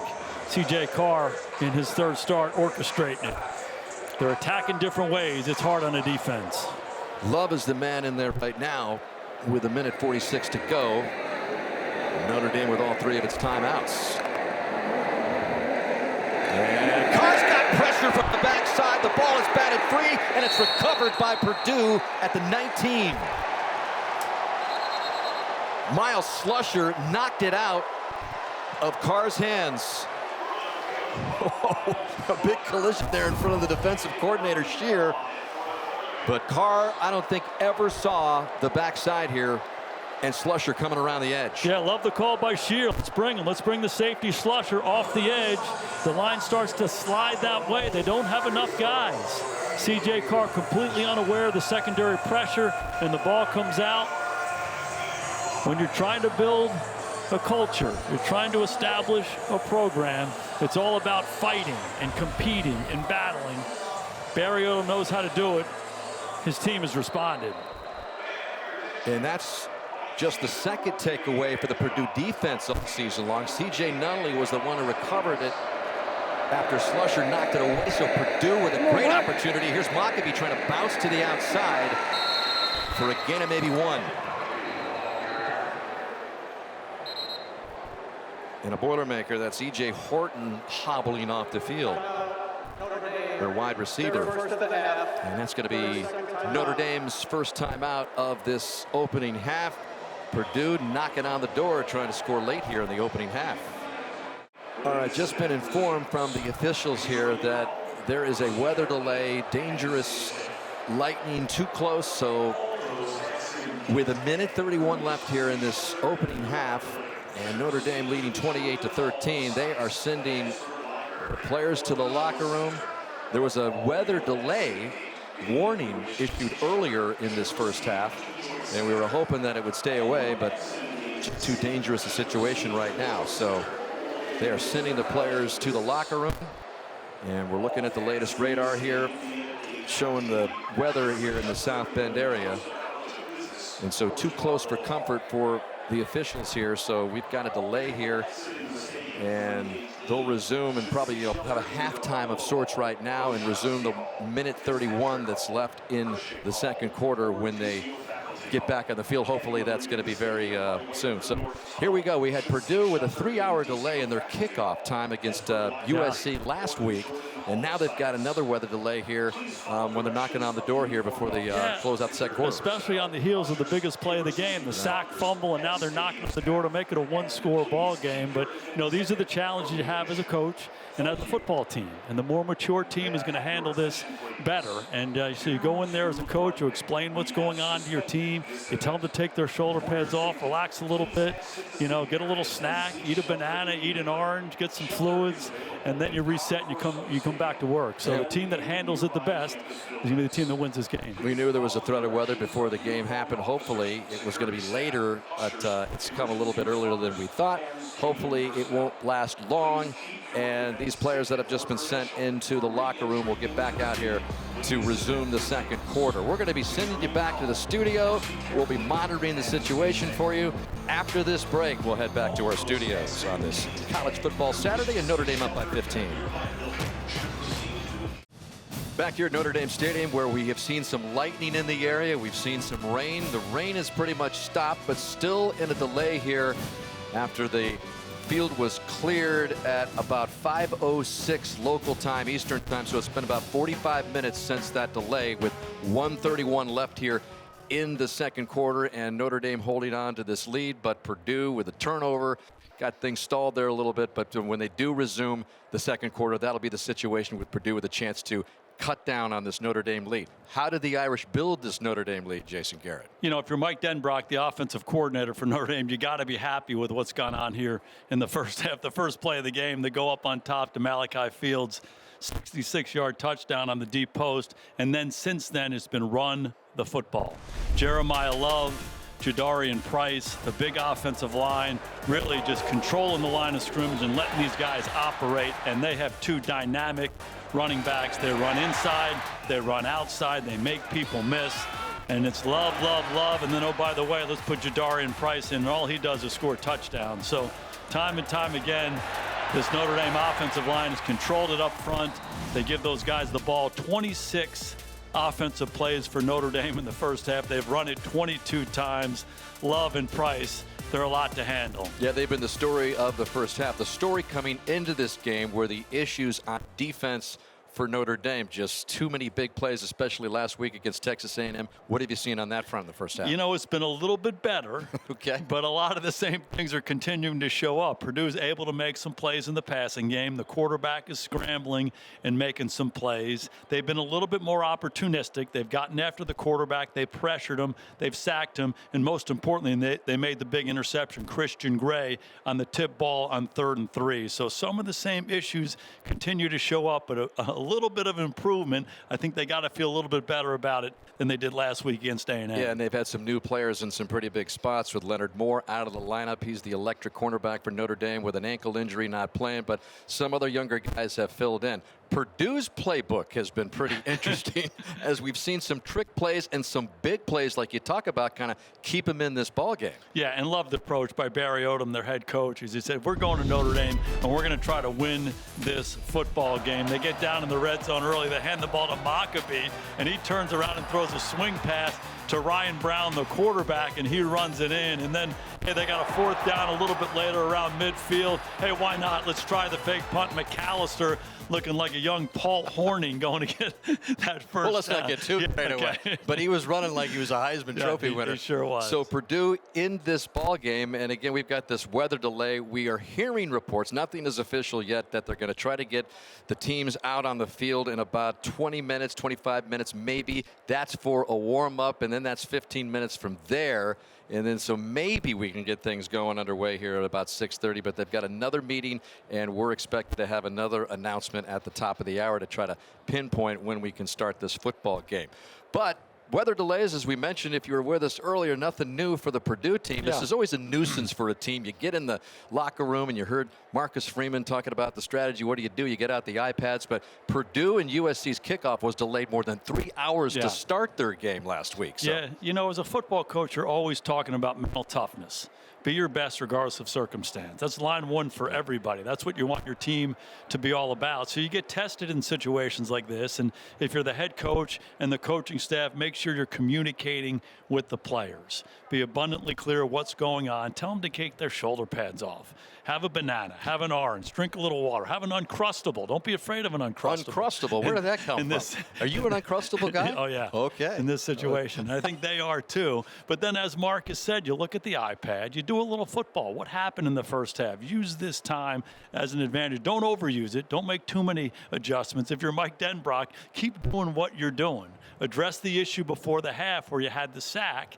The sack fumble giving Purdue an opportunity, but everything else has been pretty good. So you do a little bit of football. More than anything else, you relax, you take a breath, and then when you get that signal, it's time to go, you start revving up again, you get your mind right. So I think it's important for both these teams to do that. Communication by the coaches is critical. Well, looking at the weather radar, we are optimistic that we're going to get things going not too far from now.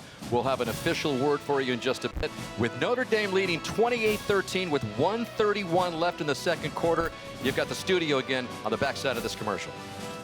It'll be a near 2-hour delay here, weather delay at Notre Dame Stadium before we resume play. But the good news is the players are on the field. The fans have been welcomed back into Notre Dame Stadium. And Marcus Freeman, Barry Odom on track here to resume the second quarter. We've got 1:31 left with Notre Dame leading Purdue 28-13. Play was called just a little past 5 o'clock Eastern time. It's approaching 7 o'clock Eastern time here. The players are out on the field. They're going to get a short warm-up in, coach, and we're going to be playing some football again. Let's talk about what has happened, because it seems like it was a long time ago when Notre Dame got like on the 3 scoreboard. months ago. But the very first play from scrimmage, this was CJ Carr going deep to his favorite receiver, Malachi Fields. Yeah, Malachi Fields runs the deep post. Protection's fantastic. CJ Carr throws a perfect strike. This is the Irish's first play, 66-yard touchdown. Then a little trickery here. Devin Maccabi kind of hunkers down like he's going to run it, and he throws to his quarterback, Ryan Brown, to get Purdue on the board, but then it was the Love train. Yeah, it became the running back show for Notre Dame. First was Jeremiah Love, and then Jadarian Price. Hand the ball to these two guys. Good things are happening for the Irish. Couple of touchdown runs for Jadarian Price, and then a nice defensive play by the Irish secondary here. Yeah, big third down stop. They go zone, tip ball. Christian Gray makes the play, and then one more time they come right back to Jadarian Price. He bounces these runs, and he finds the end zone. This was a key play just before the weather delay. Strip sack. Slusher comes in and blindsides CJ Carr. So when we resume, it'll be 2nd down and 10 for the Boilermakers deep inside Notre Dame territory at the 19-yard line. So a quick game recap. The 15-point differential. Total yards virtually the same. Each team with a turnover. And Ryan Brown, just in his 6th career start for the Purdue Boilermakers, had his moments again in this first half, which is still ongoing. He sure did. The big story for me was Notre Dame's offense was unstoppable on the first 4 drives. They scored 4 touchdowns. We saw the big pass play. Then they came back and they ran the football. They were dominant. But Ryan Brown and this Purdue offense, they have not gone away. They keep battling. They keep fighting. They get the big strip sack. And Ryan Brown's the guy who's been making the plays for this Purdue offense. And, you know, the plan coming in for Notre Dame is don't let him scramble to the right. They've done a good job of that, but Ryan Brown has scrambled left and he's scrambled up to make a lot of plays with his feet and also with his arm, extending these plays and really keeping these Purdue drives alive. We talked about the big issues for Notre Dame on the defensive side of the football. What's your grade for the Notre Dame secondary specifically after what you've seen so far? You know, I think the big question for me is Leonard Moore, their best corner, is out. Adon Schuler, their best safety, did not play in the first half. So they have some young guys back there. Texas A&M dominated them last week with big plays, explosive plays in the passing game. And you saw Purdue try to attack them. This is Mark Zachary, the true freshman. They ran a go route on him early with some success. Okay, a little drag route on Stroman for a 3rd down conversion, but these guys have not gone away. This is Zachary one more time, good recovery, knocking the ball away, and this is the biggest play for their defense. A 3rd down stop, a tip ball, and there's Christian Gray. A lot of plays were made on Christian Gray last week. He responded, and there's a good look at Adon Schuler last week. Thrown out of the game for targeting, could not play in this first half. Has to sit for another minute 31, but he'll be back here in the second half, and they certainly need him. Yeah, it was Tate Johnson who got the start for Adon Schuler, and again, Leonard Moore is out, so they've been filling in some pieces defensively for Marcus Freeman's squad. What about the adjustments for Barry Odom and company here after he's seen a lot of what Notre Dame was going to bring at him offensively and defensively? Well, if I'm Barry Odom and Shear, their defensive coordinator, I would have used the expression set the edge 100 times during that delay. Too many times in this ball game, Jadarian Price in particular, they run the ball and there's no edge to the defense. He bounces it. He stretches the defense and then goes north and south and makes a big play. So they have to find a way to set the edge, whether it's a linebacker, with a corner, with a safety. There are too many of these plays that bounce to the perimeter. They don't set the edge, and there goes Price down the sidelines for another big gain. So they have to do that if they want to stop this Notre Dame running attack, particularly number 24. He's been killing. Yeah, we saw the big play through the air to start the game off, but then is almost exclusively one series for Jeremiah Love, another series for Jadarian Price, and when you've got that embarrassment of riches, that's what you do. So 81 yards so far for Love, 57 for Price on the ground.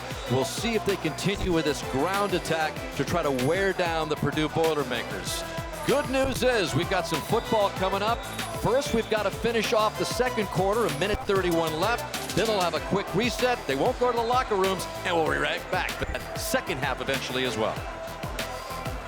As we are just moments away from the resumption of the second quarter with just a minute 31 left, our Zora Stevenson had a chance to catch up with Purdue head coach Barry Odom. Zora? Dan, as you all have detailed, this is the second week in a row that Purdue has dealt with the weather delay, and at this point, it's routine. Food, film, stretching, player meetings. Head coach Barry Odom said the biggest thing on his mind as play resumes is stopping the run. He said we got bullied up front. He said we have to stay the course. Well, this Purdue team got bullied last year by Notre Dame 66-7. As we mentioned, Notre Dame has now beaten Purdue 9 straight times and looking for a 10th straight win. But Purdue in great position here at the Notre Dame 19-yard line with a second down and 10. Just before the weather delay, there was the strip sack on CJ Carr, which set up this latest opportunity, and then Maccabee was stopped for no gain to set up this second down and 10. So a big opportunity here, again with just 1:31 left in the opening half. After a 2-hour weather delay, we get things going again here with Notre Dame on defense and Purdue trying to put it through.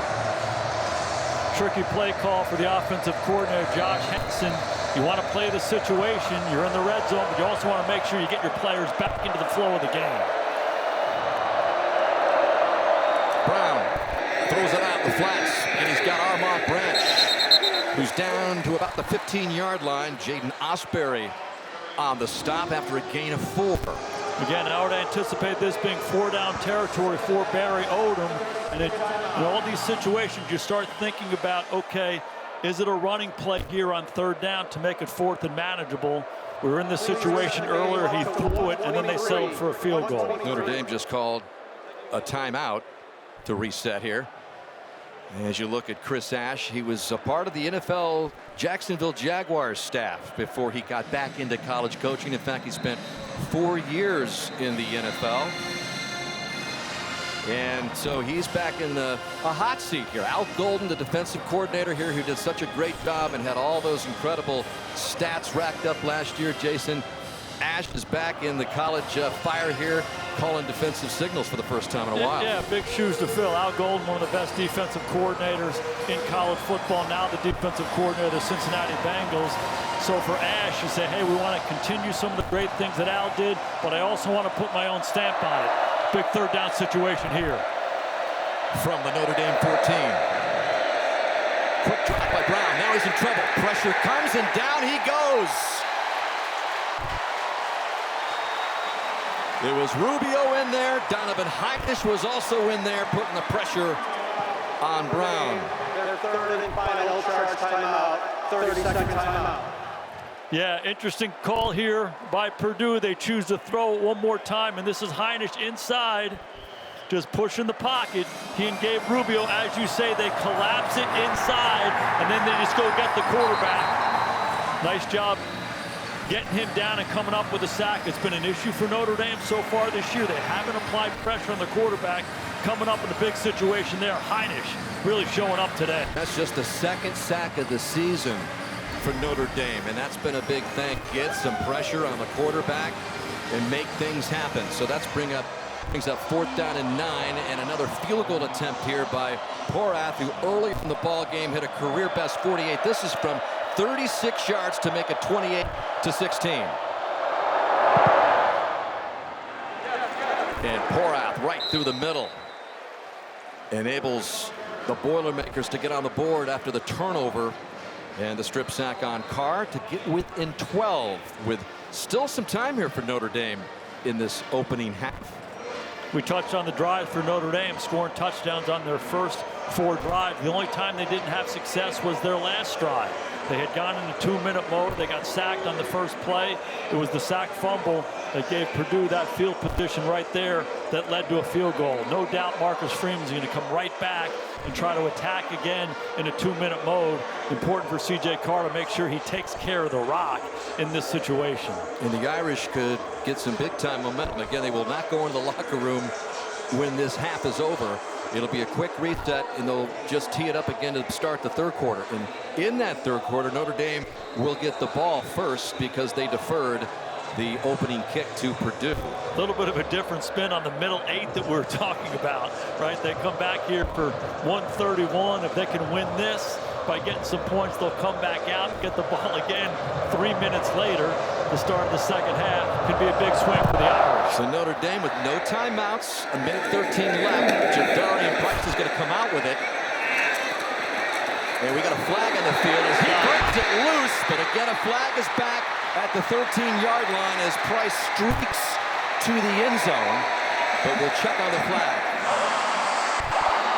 All he does is score touchdowns. He's already got 2. We'll see if this goes or not. Do you remember the old Chris Carter line? They traded him from Philly to Minnesota. All he does is score touchdowns. That's Jadarian Price. I think this one's coming back. Yep, but we got a powwow. that image of him running into the end zone, if you're an Irish fan, you've seen it a lot.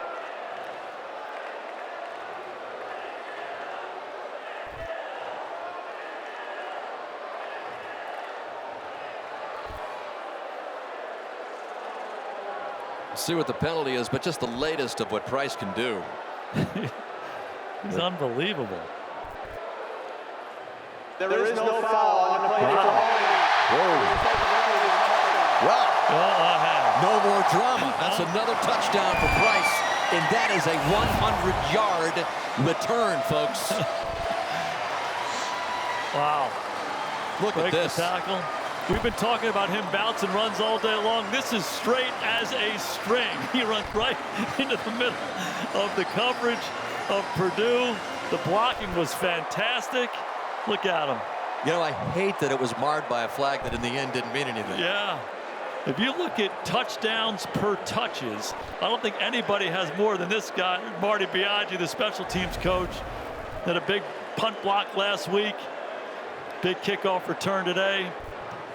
Special teams making an impact for the Irish. So just when you think the Irish are going to have to maybe do something special, some quick outs, make their way down the field for maybe a possible field goal, we've got a 100-yard kickoff return by Price to totally flip the script.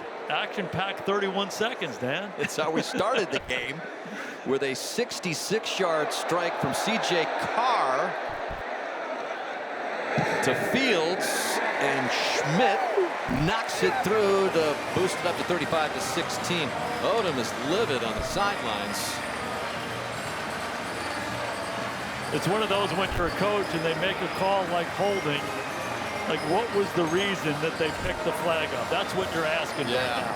Are you kidding me? What explanation did you get? Exactly. Right? You're obviously not reviewing it, so the officials had a conversation.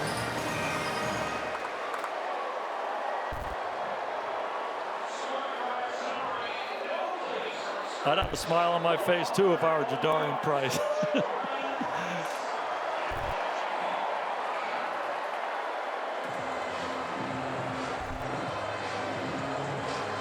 Takes it to the house, Jadarian Price, to put Notre Dame back up by 19 as Odom continues to plead his case with the officials. Unfortunately, it's not coming back.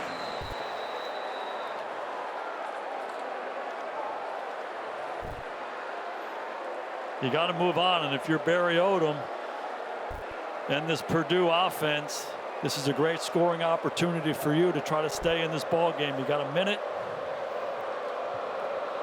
That's the second kickoff return for a touchdown in Jadarian Price's career. The last one coming a couple of years ago. And so with a minute left in this forever first half, still with a minute left. Ryan Brown's got one timeout in this situation, and obviously any kind of points are good. Again, Notre Dame is going to get the ball coming out in the second half. We'll take a 3-minute break, but this is Ryan Brown's opportunity to get this ball moving. This Notre Dame defensive line to be fired up. They got a sack on the last drive. I'd anticipate Ryan trying to get the ball out of his hand quickly and get a little run after catch early on in this drive.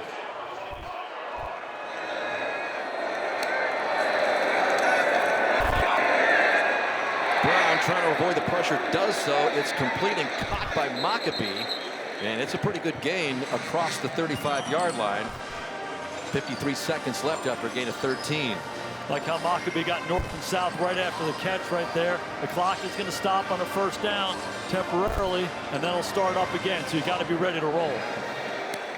Here we go, 50 seconds left in the opening half. Brown flush from the pocket, and then he delivers, and Notre Dame's Drake Bowen delivers a huge hit. Clock continues to run here. You don't want to scramble too much. You don't want a 2-yard completion here. Excellent job right there by Drake Bowen, but they're letting too much time go off the clock right now. To the air, complete at the 39-yard line to Michael Jackson. The clock will stop at 19 seconds momentarily, and Purdue will hustle up after they wind it up again. That was a good gain of 18. On the fringe of field goal range right here. And they just clock it, and that stops it with 18 seconds left. The previous play killed him. You don't want to move left, extend the play, have a 2-yard completion. The clock continues to run. They just lost too much time, but an excellent response by Brown to come back and fit that seam in there. They clock the ball. Now you have one timeout with 18 seconds. It's field goal first. You want to move the ball a little bit closer. You'd like to get inside the 30-yard line to ensure the field goal. Make sure that happens. No negative plays here. And Brown avoids the negative play, gets it out. Ball is caught at the 19-yard line.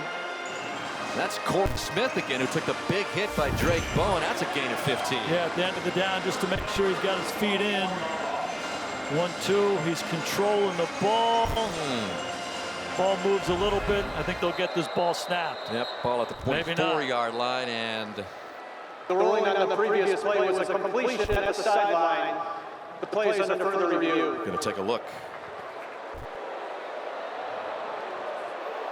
Reg, what do you think? It appears that he has control with 2 feet down in bounds. What the replay official will have to decide is whether Notre Dame defender rips that ball as part of a secondary act by number 6. If they rule that he had control prior to going out of bounds, they could say this is a second act. But to me, I see this as a lack of control. This should be reversed to an incomplete pass, in my opinion. Interesting. Hey, Reg. Yes, sir, Coach. We're friends, right? Yes, sir. I say it's a catch. You like it as a catch? I say it's a secondary act. I like how you described it. He's pressing it against his leg, but I think it's secure enough, and I think it's the secondary act that jars the ball loose. We'll see. You know better than I do.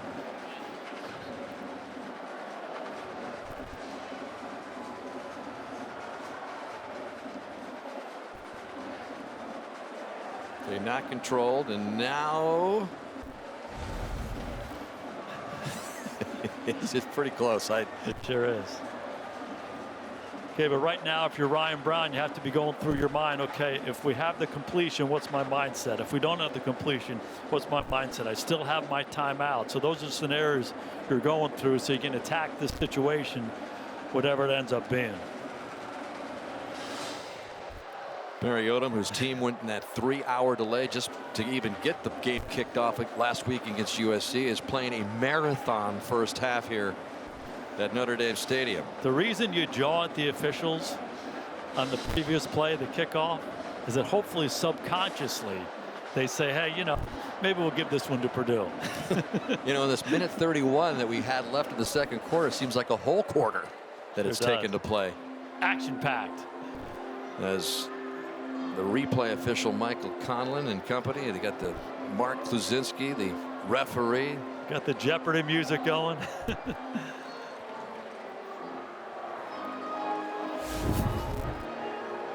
After review, the ruling on the field is upheld. It is a catch. First down, Purdue. Score one for Coach Garrett. Let's go. Here we go. Secondary, Reg, secondary. I like that. I'm going to start using your stuff.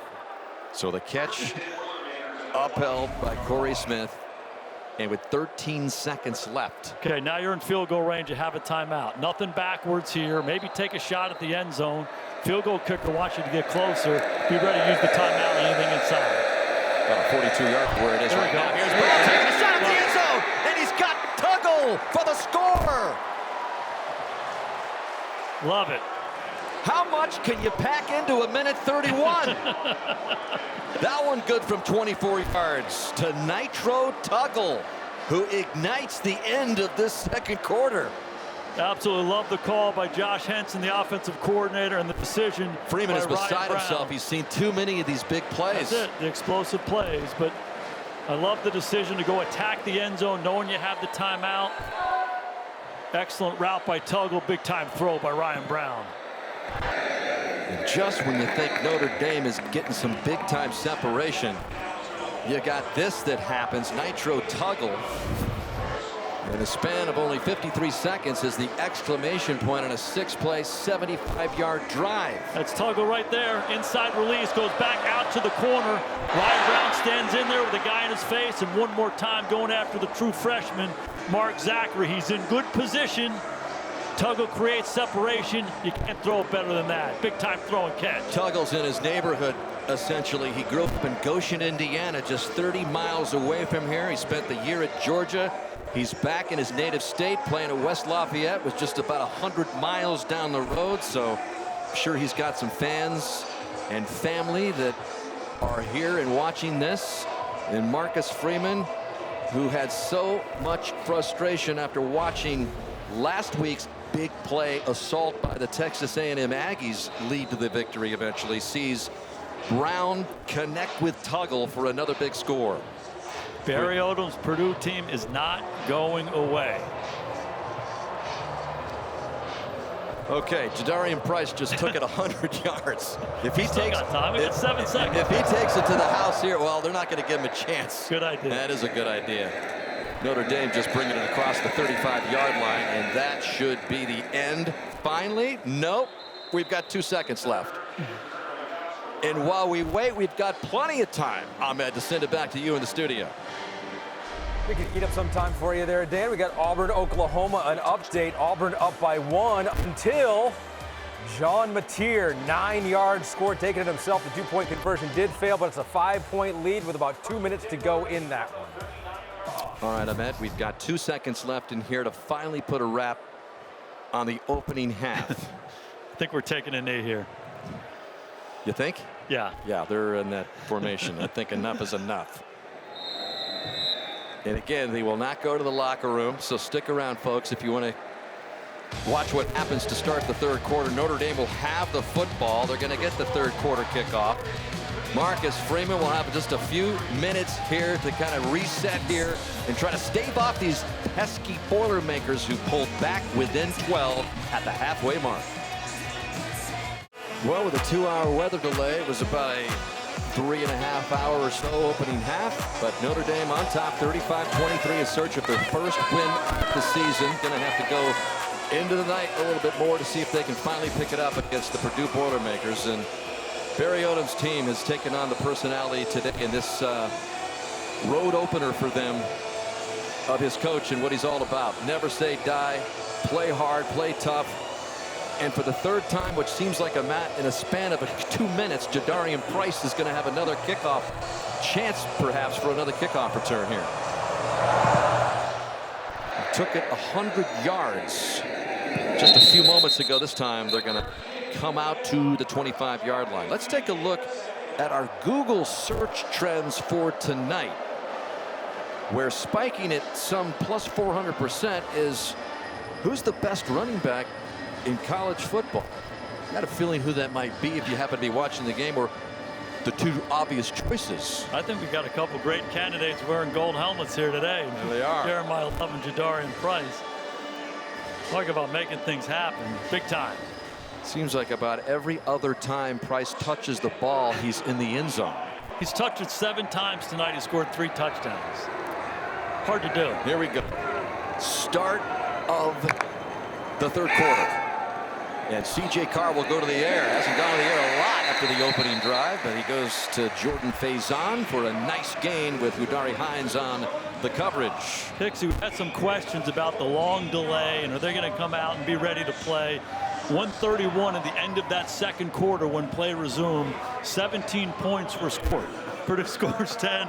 Notre Dame scores a touchdown. Come right out here. The out route to Faison. Both teams really looking sync on the offensive side of the ball. So early first down there from Carr to Faison sets up 1st and 10 from the 39. And here's Love around the left side, trying to look for some room. Had it down there after a few yards gain. Much better by the Purdue defense there, setting the edge. That was the message at halftime. You see Jeremiah Love set the edge to the defense. Don't let them go there, and then let the white shirts come pursue and get him. Excellent job turning him back, and here comes the cavalry. That's good defense right there by the Boilermakers. Second down, call it 7 after a gain of 3 for Love.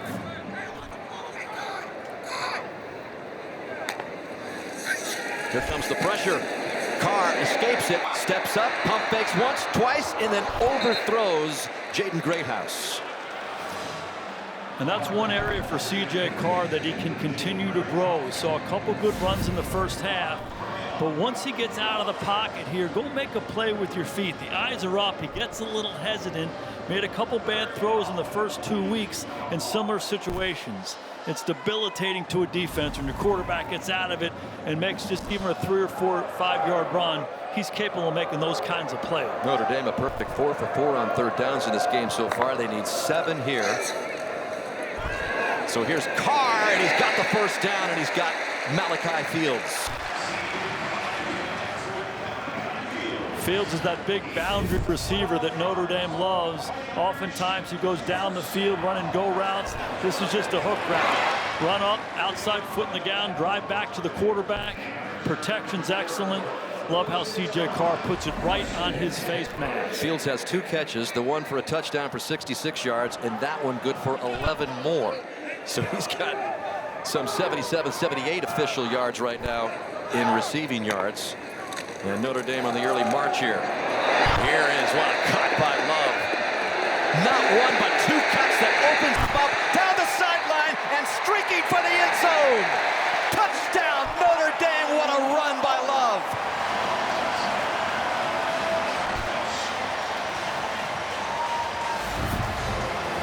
Set the edge to the defense. If Jeremiah Love gets to the perimeter, it is over. Watch him go north and south, and then he bounces it one more time, captures the edge. Jordan Faison gets him a good block. You're not going to catch that guy. Jadarian Price, Jeremiah Love putting on a clinic about how to get to the perimeter and go score touchdowns. Big play for the Irish. That was just dynamic, and one of the reasons why Love was considered the best running back in the country coming into the season. Had the slow start, not a lot of carries against Miami in the opener, but I think you heard the Google question. Here we go. He's got 130 yards on the ground as Schmidt is able to knock that one through, and we've got ourselves a high-scoring fest thanks to not only Jadarian Price, who's had a 100-yard kickoff return and 3 touchdowns. Jeremiah Love has his 2nd touchdown of the game. This rivalry that has been played since 1896. Notre Dame has played only 2 other schools more. That's USC and Navy. And this one has been full of all sorts of entertainment. A lot of Super Bowl winning quarterbacks from these schools.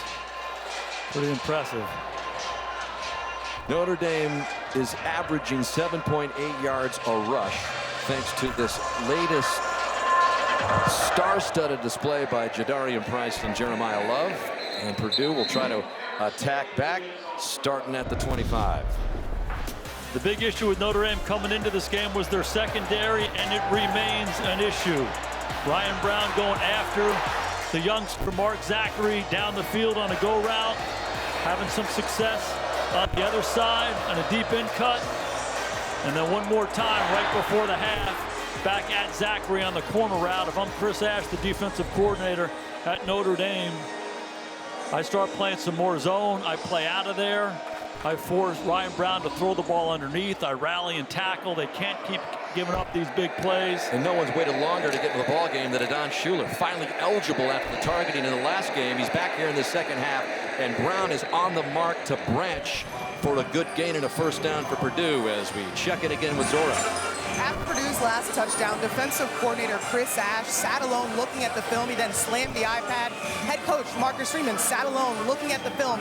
And then Ash, Freeman, and defensive backs coach Mike Mickens all chatted for some time. Remember, guys, the question this week was why.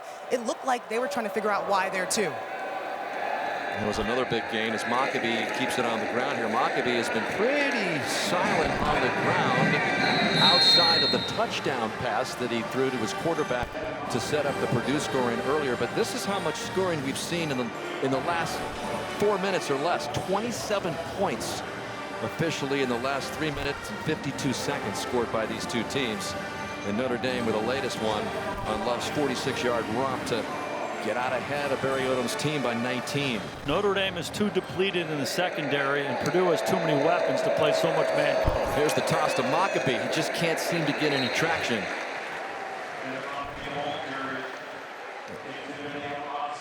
This will be a big third down here. We saw on the interception in the first half where Chris Ash played zone in a similar situation. We'll see what he does here. That guy seems to be starstruck by all of the scoring we've seen.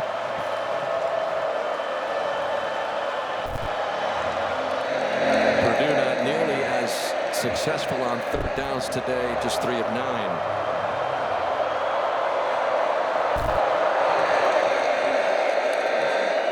And that pass dropped and off the chest of Jesse Watson. And it's going to bring up 4th and 5 and the punting unit as Ash finally can take a breath here with Notre Dame on the stop. Got fortunate there with the drop, but good job getting off the field. And for Purdue, you got to keep pace with this Notre Dame offense. They have been unstoppable. So if you want to get back in this ball game, you got to make those kind of plays to keep the drive alive. That is Jack McAllister delivering just the second punt of the day. That was a fair catch called by Faison, and he got knocked there by number 46. Luke Robb came in and drew the flag. It's that old Sam Weiss line. He's going to be okay, but that is a penalty.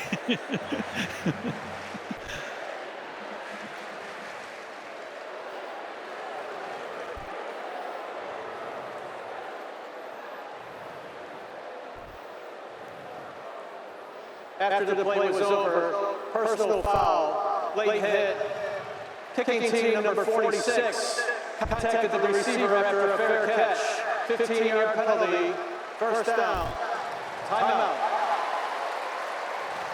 All right, so with Notre Dame up by 19, Robb with a costly 15-yard penalty. Faison clearly calls for the fair catch. And the penalty will be assessed, and Notre Dame will have even better field possession up at its own 33.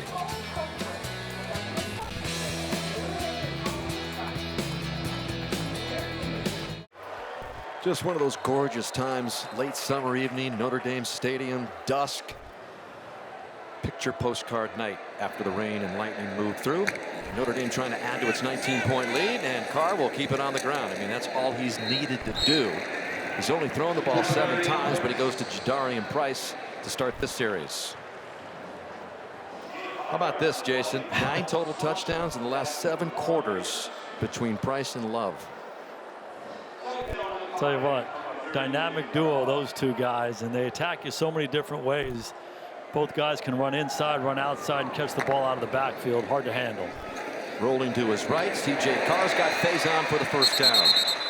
And all these weapons, I mean, you look at Price and you look at Love, and that's one of the reasons why Notre Dame was so hyped before the season began. Coming off the appearance in the national title game. Lots of defensive players back. Big question mark was the quarterback. CJ Carr won the battle. But when you've got Love and Price, you can kind of let your quarterback come along. And that's what people thought would give him a good chance of winning at least one of those 2 games against Miami and Texas A&M. But they lost them by a total of 4 points. And regardless of how you look at it, they're 0-2, and they're climbing out of this hole.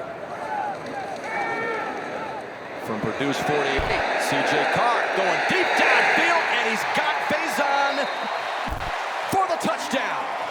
48 yards.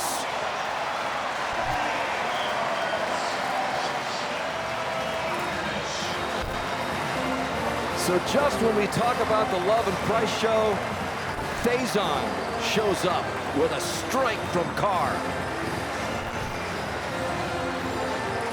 Pixie, I love everything about this. You've been talking about the running game. When you run the ball as well as they do, you get isolated coverage outside, and CJ Carr showing that he can deliver strikes big time. Little smile on the face of Marcus Freeman for a change after a long week. Just took 3 plays, 67 yards, another quick scoring strike by the Irish. And Eric Schmidt knocks it through to make it 49-23.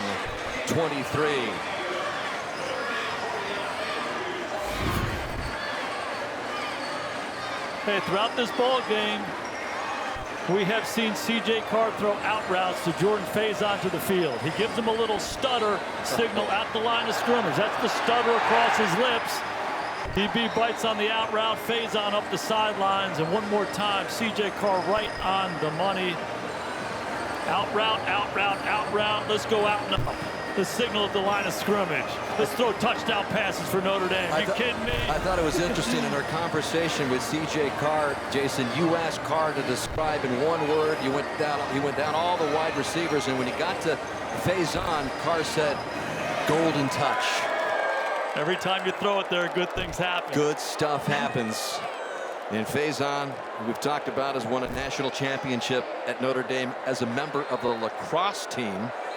In fact, his younger brother is headed to Notre Dame, committed to play lacrosse and football, and it's been a dream of his to play football with his brother. We'll see if that day comes, but another big play by Notre Dame has gotten their point total to 49, so they're scoring points.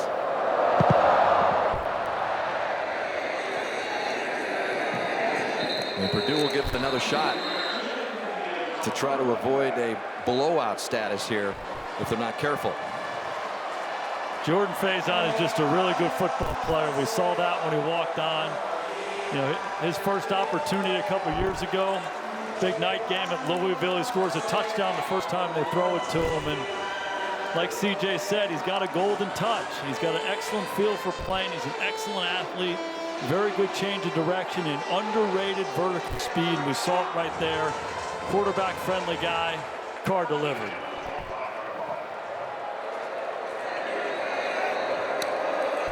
Empty backfield for Brown, goes to work through the air. They need to start scoring some touchdowns again. That complete to Michael Jackson after a gain of 4. If I'm calling plays for Purdue, I start leaning on the passing game a little bit. Notre Dame's doing a good job against the run. Spread these guys out. Again, Notre Dame is thin in the secondary.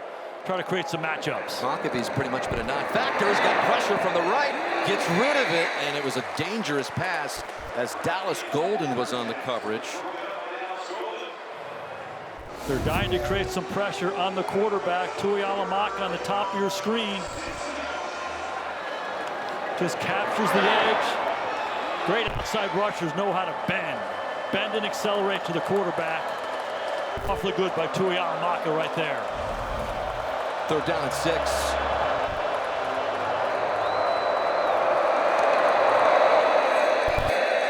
More pressure on Brown, and down he goes. It's another sack. Bryce Young with his first sack of the season.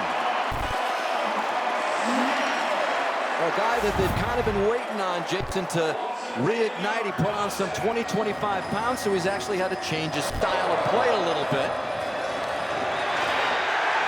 Same kind of move that Tuialamaka used. He captures the edge. Look at him use the right hand. And here we go with a punt. Faison, another fair catch he calls for at the 30. So the Notre Dame defense wakes up. We mentioned the 2 early losses to Miami and Texas A&M, high ranked. So what are the odds? Well, teams ranked 0-2 after an 0-2 start. As you look at just the teams since the poll started back in 1936 that were ranked at 0-2 and then ended up, the only one that ended up finished ranked in the top 10 was Michigan, which was the last team to be ranked after going 0-2, which is exactly where Notre Dame sits at 0-2, still ranked in the top 25. So we'll see if those odds go in Notre Dame's favor as they try to make a run here to another play. There's the lead by Love that has kind of become his signature move. He's an awfully good hurdler, isn't he? And one of the reasons a guy like Jeremiah Love hurdles is because these guys like to tackle him low.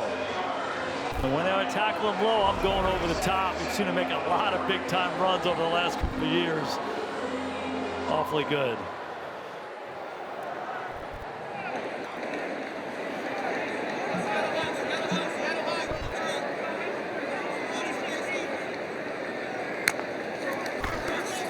Love's got 137 yards, and he's just picked up about 10 more and then some. So there was so much talk about Notre Dame going 0-2 with all those high expectations coming into this season. And we had a long conversation with Marcus about what it's been like in practice this week, and he could not emphasize enough. He said, guys, he told his team, we're 0-2. And as soon as we embrace that we can move on. Forget about 2024. That's what he's tried to wipe out. He goes, "Hey, great, but it has nothing to do with this year's team." And that was the big message for him and everybody else. We're 0-2. We got to dig ourselves out of a hole. CJ Carr with a beautiful pass for another first down. The loneliest man on the field last week at this stadium was Tyler Buckner. If you watch the game against Texas A&M, Notre Dame scored late. They had a chance to make it a 7-point game. It was a good snap, but Tyler Buckner, who is the third-string quarterback and also the holder, muffed the snap. Texas A&M went on to win the ball game in the closing seconds by kicking an extra point. That was the difference. This is Love for another first down, but Marcus Freeman also used that as an example, learning point, teaching point for his team. He said, "Yeah, I didn't let Tyler Buckner off the hook. I looked at him and I said, yeah, it's your fault." And then he started pointing at everybody else. "It's your fault too. It's your fault too." And he went down a lot of the players, and he said, then he pointed at himself because it's my fault. So that's been the philosophy for Freeman this week, to try to kind of reset and reboot this Notre Dame team. Forget about it. We got a job to do. And there are many who feel if they can run the table, they can maybe get themselves back in the playoffs. This is Love.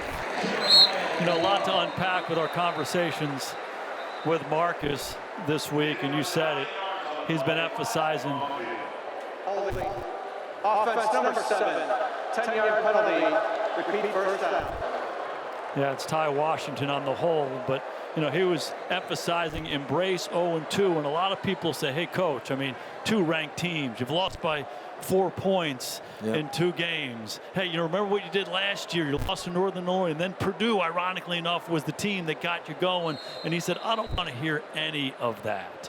And he was abundantly clear with his team to get all that stuff out of your mind. Different team, different situation. Let's go address the issues that we have in practice today and move forward. And I think this team has responded to them. So with the penalty, 1st and 20. And it was a nice play by Carr, who kind of let it all develop. This is Will Pollen,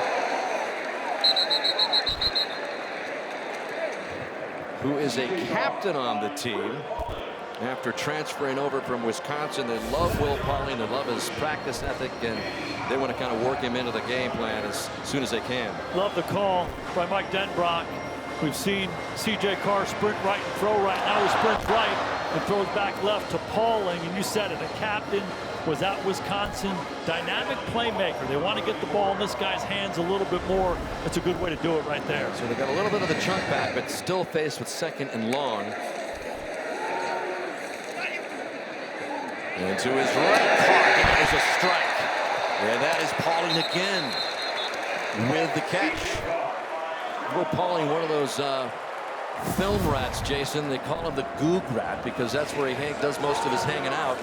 And just watch the route. See how he's standing down inside. He gets that defender to go with him and then comes right off his outside hip to run the out route. And one more time we see CJ Carr's throwing ability. He's been really effective from the pocket, but out in space on the run, awfully good as well. Went from extra long, and all of a sudden they're knocking on the door in the high red zone one more time. That's Jadarian Price next to Carr as they've revved up this latest drive after the penalty set him back in a hole. And they give it to Price. Come on, he's got to score again, right? Oh, just short. Like he was going to bounce around and get across. But it's 1st and goal now, Notre Dame. You know, we've seen him bounce the ball so much to the perimeter, and he wants to start here, and then he's going to go back up inside. And again, the key to him is when he stretches it outside is getting that number 24 square to the defense. Boy, he was looking for Pater right there, awfully close. He may get it here because he's to the left of CJ.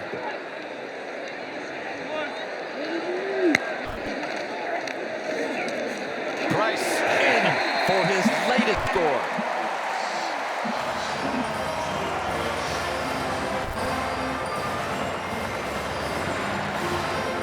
That is his 4th touchdown today.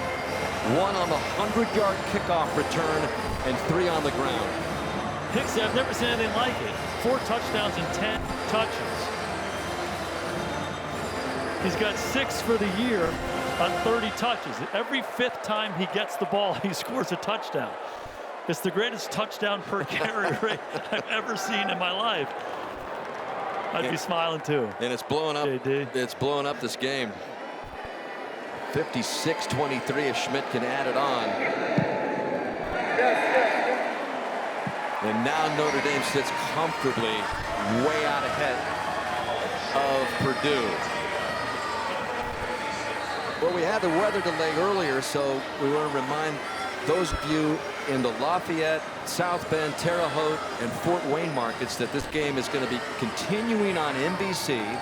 For the rest of the country, we'll be sending you out to Bloomington, Indiana for Illinois and Indiana on Big Ten Saturday night. And if you'd like to stay with us for Purdue Notre Dame here, you can watch it being streamed on Peacock.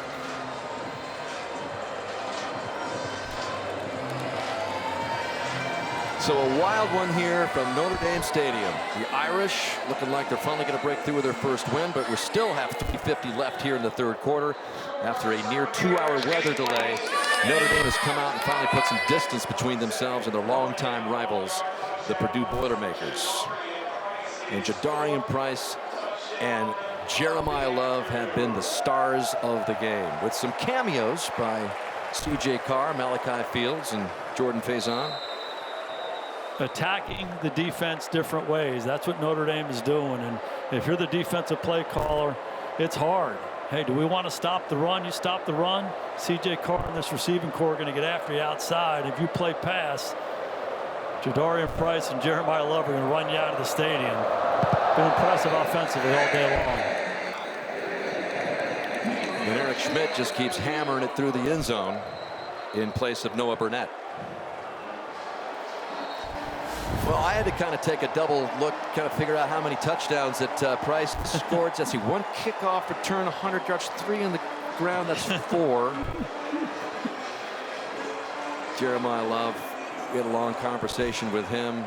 He just says it's a blessing to be able to play alongside a guy like Jadarian Price. They know what it can do for the team. 157 yards now for Love. 74 for Price. Just been too much for Purdue to try to handle. This is a nice move by Maccabi, who for the most part has been pretty silent this afternoon and now tonight. Yeah, one last thought on Notre Dame's offense. You know, you have a young quarterback playing. You want to make a quarterback-friendly environment.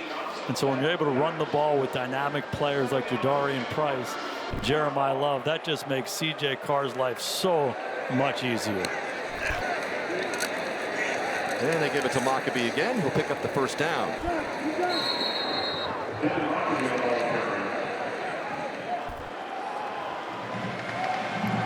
Something that happened to Purdue last week against USC is they got worn down as the game wore on. They were hanging in there. They were hanging in there. They had a couple untimely turnovers in the red zone, but USC ultimately wore Purdue down. I think we're seeing a lot of the same thing with this Notre Dame running game and this Notre Dame pass rush against this Boilermaker club.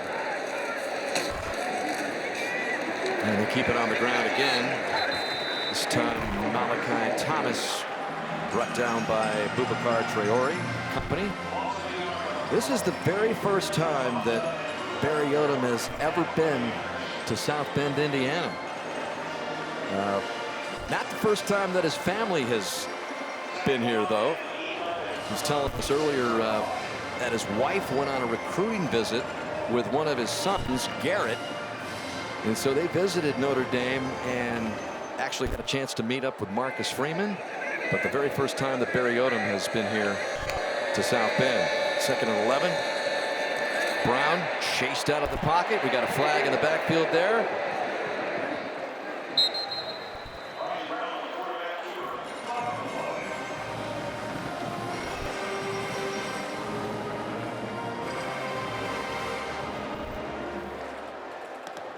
Holding.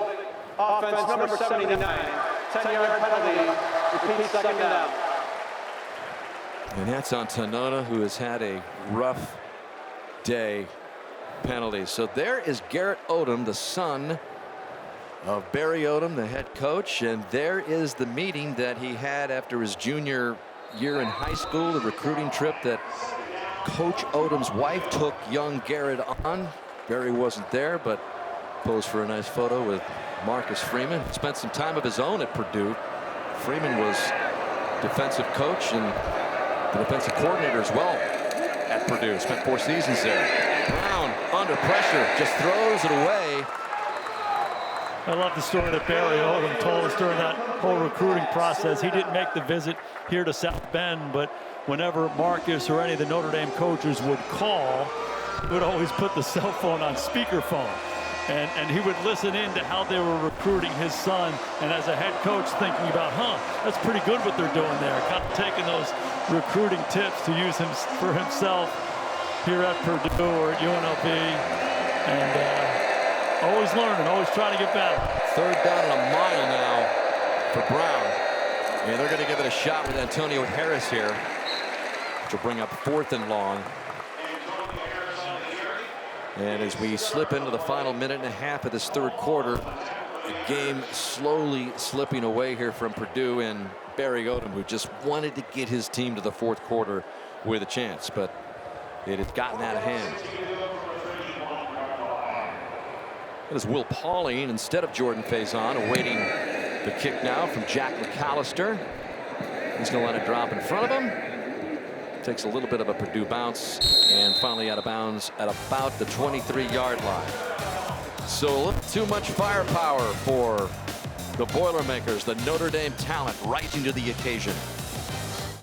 The Irish here looking to break out of this 0-2 start. So CJ Carr, the freshman, who's going to pick up his first win as a quarterback at Notre Dame. Looks like his night is over. And in at quarterback is Kenny Minchey. It was a spirited quarterback competition to begin the season before Marcus Freeman said, I just had a gut feeling that CJ Carr should be our quarterback. He made the decision, and it seems like it's been a good one. But boy, Kenny Minchey really gave CJ Carr a lot of competition before they finally went with CJ. And his first pass here is complete to K. Smith. So 1-for-1 is Minchey for 11 yards. It was an intense competition all throughout the spring. We were here. We did the spring game, came back for fall camp. They still were competing. They had a big scrimmage at the end of fall camp, and finally they decided on CJ. But Kenny Minchey made this decision hard, and on that first play, you can see why. He's a good football player.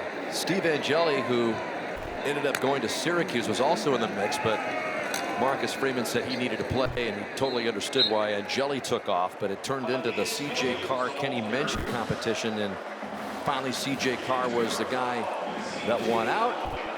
And here's Minchey, a redshirt sophomore from Hendersonville, Tennessee, just in his 5th game in the last 2 years, as the final seconds tick off here for the 3rd quarter with Notre Dame in command. 56-23. So Minchey's going to get a full quarter of play here to see what he can do.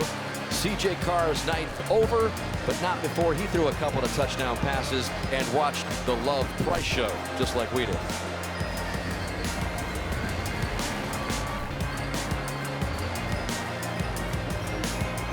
Notre Dame faithful finally have something to cheer about. Outscoring Purdue 21-0 in the 3rd quarter to open up this huge lead. Now 33 over the Boilermakers. And we've got a new quarterback in here with Kenny Minchey at the controls. Chance for Marcus Freeman and both sides of the football to kind of weave some guys in, right, Coach? See what they can do. No doubt. Inspired by the music of the great John Bon Jovi. That's Aeneas Williams behind Minchey. He goes out to the flat. Minchey goes to work, and he's got another pass complete. This to Micah Gilbert, who puts on a nice move. But a flag has been thrown in the backfield.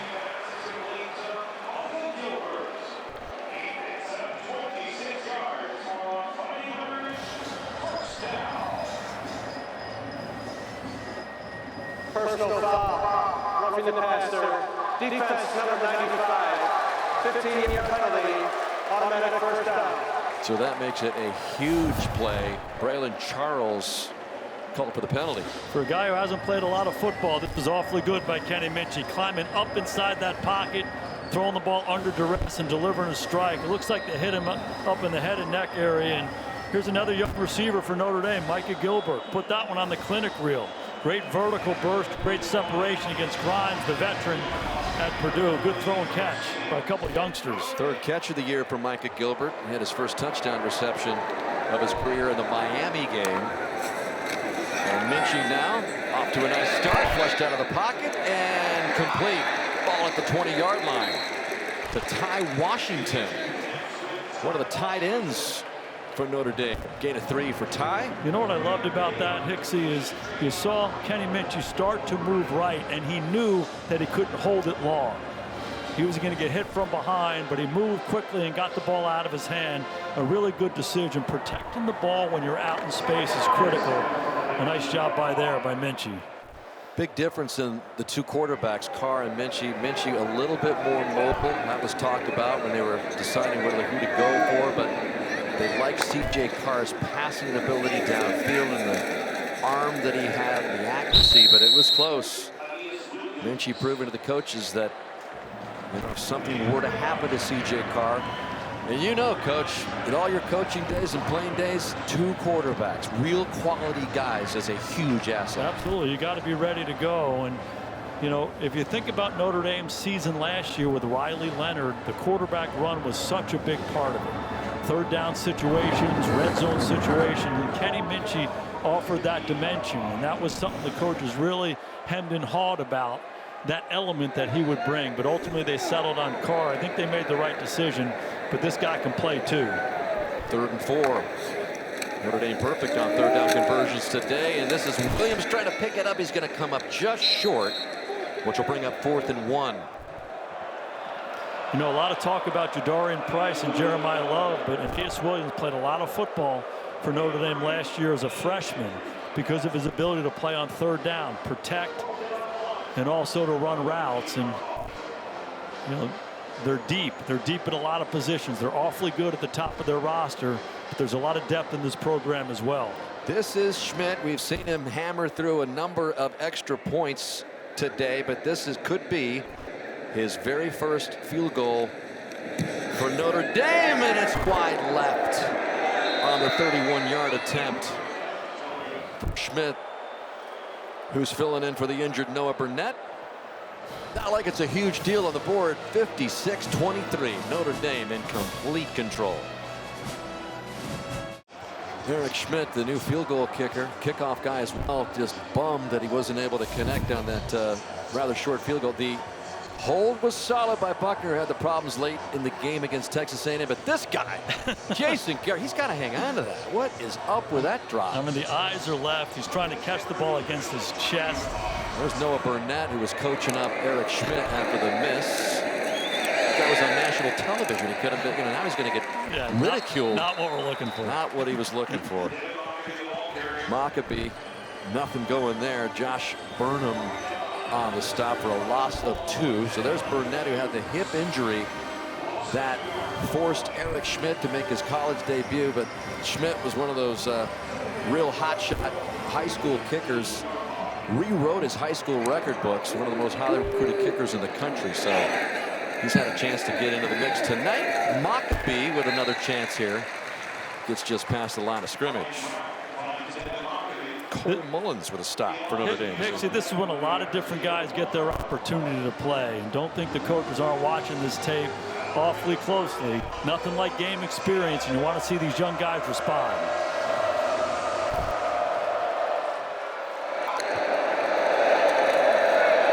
Fake to Maccabee. Brown goes upfield, and the pass is broken up at the 30-yard line.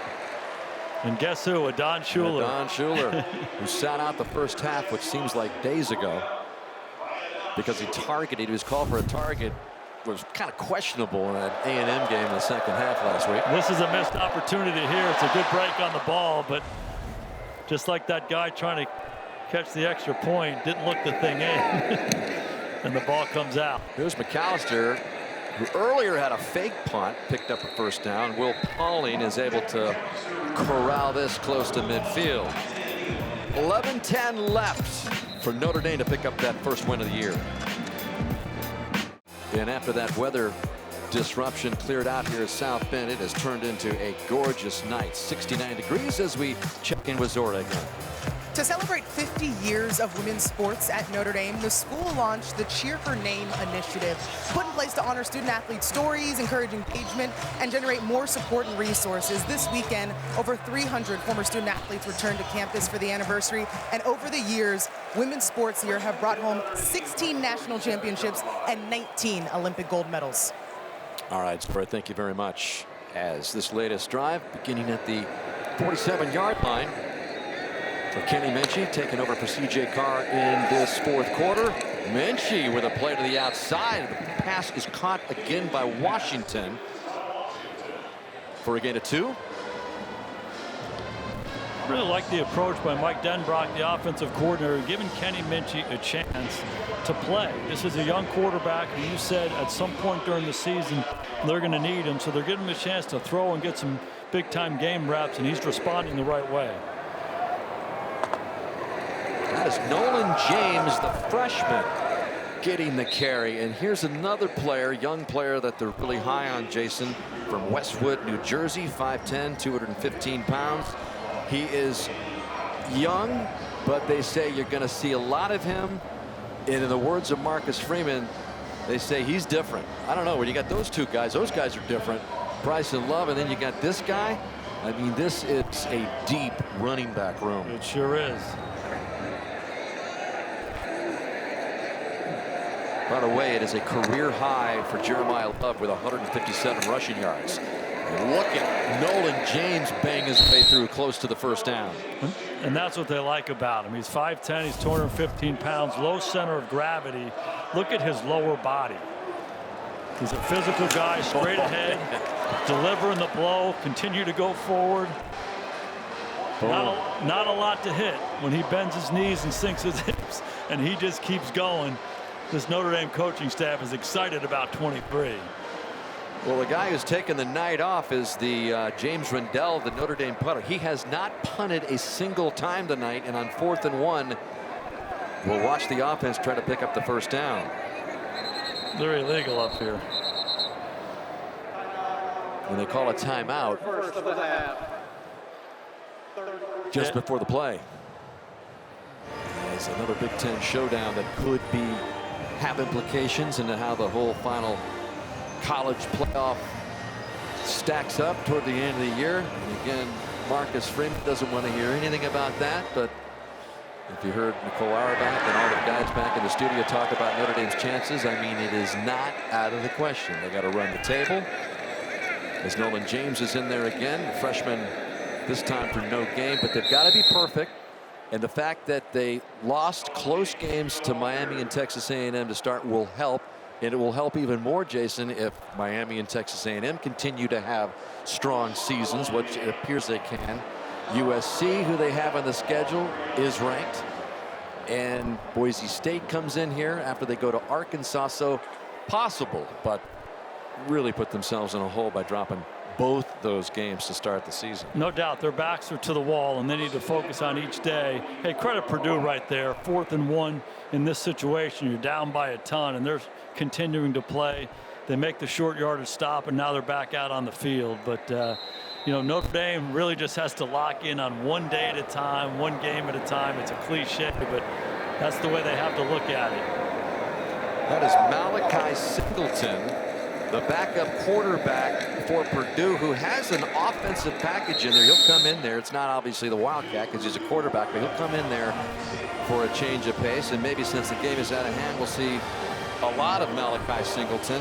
There was a quarterback competition in the Purdue camp between Ryan Brown and Singleton before Brown eventually won out. So Singleton getting his reps here in the fourth quarter. And there he goes, 6'1", 235 pounds. He's a pretty big guy. Brought down by Kingston Viliamoasa. Yeah, he's the hefty righty. I mean, he's one of those guys that, you know, the strength of his game is what you just saw right there. A lot of zone read. He's a big physical runner. He has good feet. And when there was a competition, it just felt like Ryan Brown brought more to the table to deserve that starting job. But there's a place for Malachi in this offense. They'll have packages for him every week. It's a transfer from Arkansas, and one of the reasons that he transferred over here to Purdue was he thought he would have a chance at playing. Four-star prospect coming out of high school, showing some of that athletic ability, and look at Singleton just take off for the first down. Banging heads left and right. This is what he does. He is all of 235 pounds, and he's deep in his drop. He's looking for a place to hide, and then he climbs right up in that pocket. If you're a safety trying to tackle this guy, Don Schuler, he's about 25 pounds heavier than you are, so you better get low and wrap him. Singleton, transferring from Arkansas, said, I wanted to be the guy. Brown won the job, and Singleton trying to show Coach Odom what he can do, but he's picked off there. Notre Dame with an interception, and that is Dallas Golden, the freshman, who has his first interception in a Notre Dame uniform. And if your name is Dallas Golden, you've got to come to Notre Dame. No doubt. This Notre Dame coaching staff is high on Dallas Golden. You'll see him right here in the slot as Malachi climbs up inside, has a good feel for floating underneath the out route, keeping his eyes on the quarterback. Excellent extension and pluck and finishing it. He was going to play more in this game today, taking advantage of his opportunity. They're high on his future. Absolutely. He did it all in high school while playing for Berkeley Prep in Tampa, Florida area. High school, he was on both sides of the ball. Defensive back, running back. He played quarterback in the Wildcat. He just did it all. Here's Minchie handing off to Aeneas Williams to start this latest drive. But it's kind of exciting to talk about all these new Notre Dame players. We've seen Nolan James, just saw Dallas Golden. So a glimpse of the future here for Notre Dame as well tonight. And if you ask me, the biggest difference between Notre Dame now and then 4 years ago when Marcus Freeman took over, it's the depth of their recruit. They have a lot of young guys they're really excited about who have the traits they're looking for to be starters and stars in this program. Feel I'm getting a chance to show it today. Minchie is going to give it to Williams, who just barrels ahead for an extra yard. And that's about all he gets. Brought down by Manny Powell. This is such a good opportunity for these young guys to play. You work hard in practice every week and you can improve and get better on your skills, but there's nothing like game reps. Game reps are vivid, and if you approach them the right way, you're going to get better by leaps and bounds. So fun to see a lot of these young guys on both sides out there getting their opportunity. 3rd and 5 from Minchie. It's Ty Washington set up in the slot. Minchie looking his way, and Washington's able to hang on to the ball. Nice catch. Good look at the poise of Kenny Minchie. He knew exactly what he had. Washington's inside, running the corner route. Throws it away from the safety. Good hands catch. Excellent job by Washington, keeping his eyes on the football, plucking it out of the sky. Washington's a transfer from Arkansas. I mean, all down college football rosters, Jason, you see all these guys, especially when you're looking at Purdue. We talked about 84 new players, 54, 82 new players, 54 transfers, and going deep down the field. It's off the helmet of the Notre Dame player. Elijah Burgess was down there. We also had the Purdue defender. I think it went off his helmet. Yeah, we had 2 17s in progress here, and it went right off the helmet of Trevion Wright. Kenny Minchie was late on this throw, and he was short on this throw. Elijah Burgess, an excellent release, wins down the sidelines. Minchie's like, you know, I could throw that 100 times. I wouldn't be able to hit him on the helmet like that. Well, he should have thrown it about 3 yards farther, and that is true. Plaxico's son would have been running into the end zone. Here's a completion to midfield to Jack Larson. So a lot of guys getting into the act. Taj Rael. That's the athleticism that Minchie shows. They go naked, defender right in his face, get some depth, get your eyes up, and deliver a strike off balance. Really well done, but he's going to be in his bed tonight looking up at his ceiling. He's like, God, I should have thrown a touchdown pass to Burden. He beat him by 5 yards. Burris just the latest of all of these legacies, right, to come to Notre Dame. Vic, his dad's talked about him all through the years. Jerome Bettis, his son, part of the Notre Dame football team as well. Saw Jerome at the stadium earlier today. He was here. Here's Menchie showing that mobility and getting it across inside the 45-yard line of Purdue. Of course, Bryant Young's son. A lot of guys, and it's easy to see why these guys who are such great players in the NFL are attracted to this program. This school, the head coach, what this place has to offer. 4th down and 4 as you look at Elijah Burris there. Notre Dame still not going to punt. Why would they? In control, seeing if they can convert. Kind of a no man's land anyway for a field goal, so why not go for it? Quick drop by Menchie, close to the first down marker. It's short. Logan Saldate just short, picks up the reception, but it's going to be turned over on downs to the Boilermakers. So with just less than 4 minutes to go here, and Notre Dame up by 33. Let's see who's going above the rest. Brought to you by Jersey Mike's Subs. Get to one above the rest, Dan. Wild guess. How about Jadarian Price? Scores from the low red zone. Hey, let's put him back as a kickoff returner. He's just going to run everybody over and run it back 100 yards. And oh, by the way, we can hand it to this guy too. Jeremiah Love, give him a hip, take it away, capture the edge, and find pay dirt. These guys went way, way, way above the rest today. They answered the Google question, Dan. Oh, we got all sorts of things we're checking off. Google, Jersey Mike's. There's Jesse Watson with the catch from Singleton, who's taken over at quarterback for Ryan Brown. Jalen sneaked in there from his position.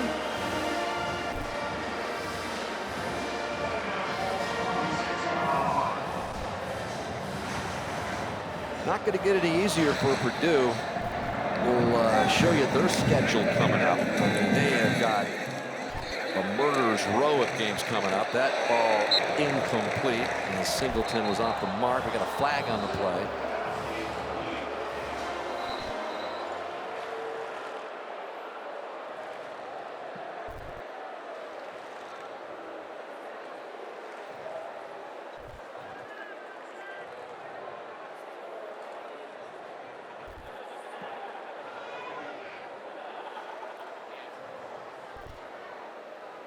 After the play was over, personal foul, unnecessary roughness, defense number 19, 15-yard penalty, automatic first down.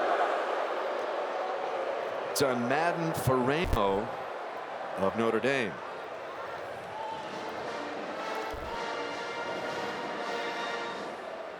As Nitro Tuggle gets worked on a little bit there. Another look here.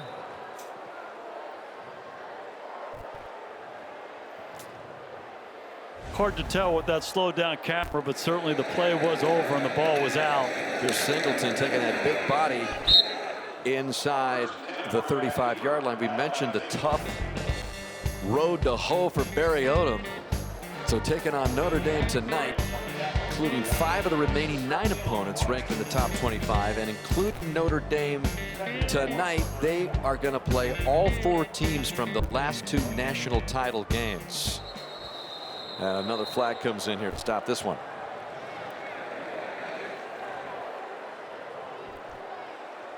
Before the ball was snapped, false start. Offense number 74, 5-yard penalty, remains second down. It's been at least 4 early moves there by the offensive line for Barry Odom. And he knew he had to come in here and play, you know, just about perfect football. But it didn't happen. Notre Dame just too much talent rolling over Purdue in the closing 2:45 of this game. I'm betting on Barry Odom.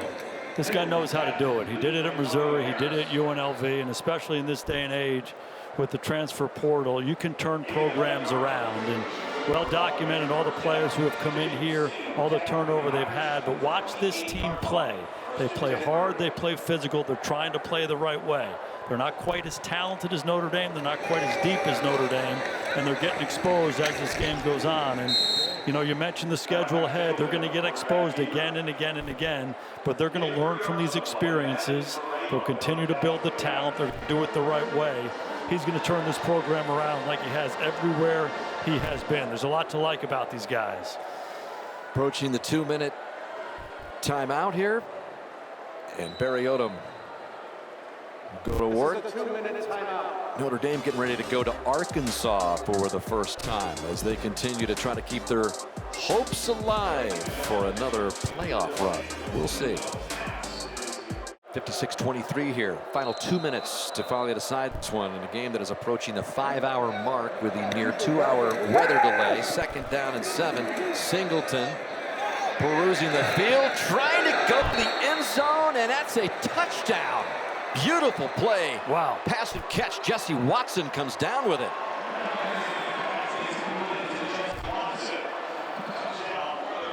"25 yards on the touchdown here. What a throw and catch here. Wow, the concentration. Dallas Golden, the freshman, on the coverage. Boy, was that some catch. The coverage is awfully good.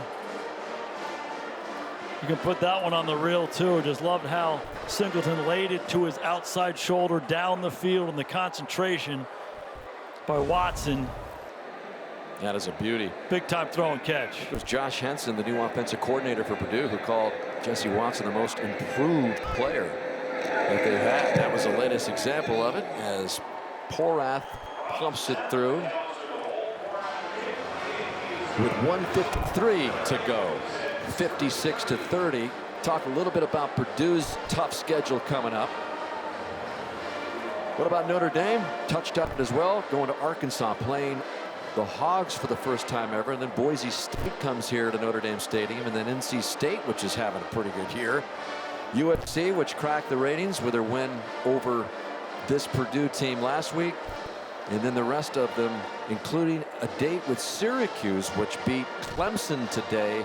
Steve Angeli, the former Notre Dame quarterback, transferred to Syracuse. He was hurt today, had a lower left leg injury, went down in the 3rd quarter of Syracuse's 34-20 win over Clemson, and they think they're going to not be with him for at least 2 weeks. So hoping that it's not serious for Angeli, the guy that was originally thought to be in the quarterback competition and was, until he chose to move on to Syracuse, where he could be the man.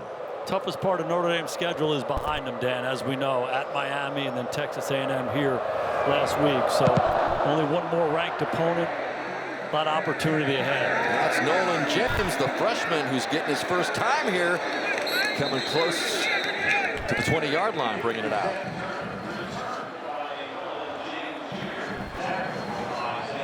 But when you put yourself in a situation starting 0-2, every game is critical. Every game you need to be on edge. And I know Marcus doesn't want to compare this team to last year's team, but after they lost to Northern Illinois, their backs were pressed against the wall. They could not lose another game. And this team responded like I've never seen, starting with a big win over Purdue, but they kept that taste in their mouth all year long. They balanced the idea, we got to play the next play, play the next game, with keeping that bad taste and that edge to them, and rode them all the way to the national championship game. They're looking to do the same thing. He doesn't want to compare it. He wants to embrace this team and this situation, but it's a great learning lesson for this team going forward. They got to lock in on moment to moment. So for the 2nd straight year, Notre Dame rolling it up on Purdue. 2nd most points ever by Notre Dame versus Purdue. The only time they had more was last season's 66-point effort by Notre Dame. So they're going to beat Purdue again. It'll be the 10th straight time that Notre Dame has beaten the Boilermakers in this long-time rivalry, not the 89th meeting, and the celebrated Shalala Trophy will be in the hands again of Notre Dame, and celebrating that trophy here, decided in the state of Indiana between these two rivals since 1957, part of the tradition between Purdue and Notre Dame. So Marcus Freeman got what he came here for today, and so did CJ Carr. His first victory for Carr, and Freeman, who's had some early losses in the seasons in the past, in his short tenure here now, just in his 4th season. CJ's got a great look in his eye, doesn't he? Yeah. He's an impressive guy. We had a chance to sit down with him. He's just poised beyond his 20 years. When he gets his first victory, and there is Odom. 2 excellent coaches right there. Yep. Running really good programs, doing it the right way. So as the final seconds tick off, Notre Dame gets that first win, improves to 1-2. Purdue loses for the 2nd straight game, its first one on the road after the loss to USC last week. And Notre Dame has successfully begun this long push up the hill to try to make something happen toward the last of the season. Big Ten Saturday night, continuing Illinois and Indiana currently in progress on NBC. So for our entire team, Jason Garrett, Dora Stevenson, everybody in the truck, Dan Hicks saying good night from Notre Dame, where the Irish have their first victory of the season.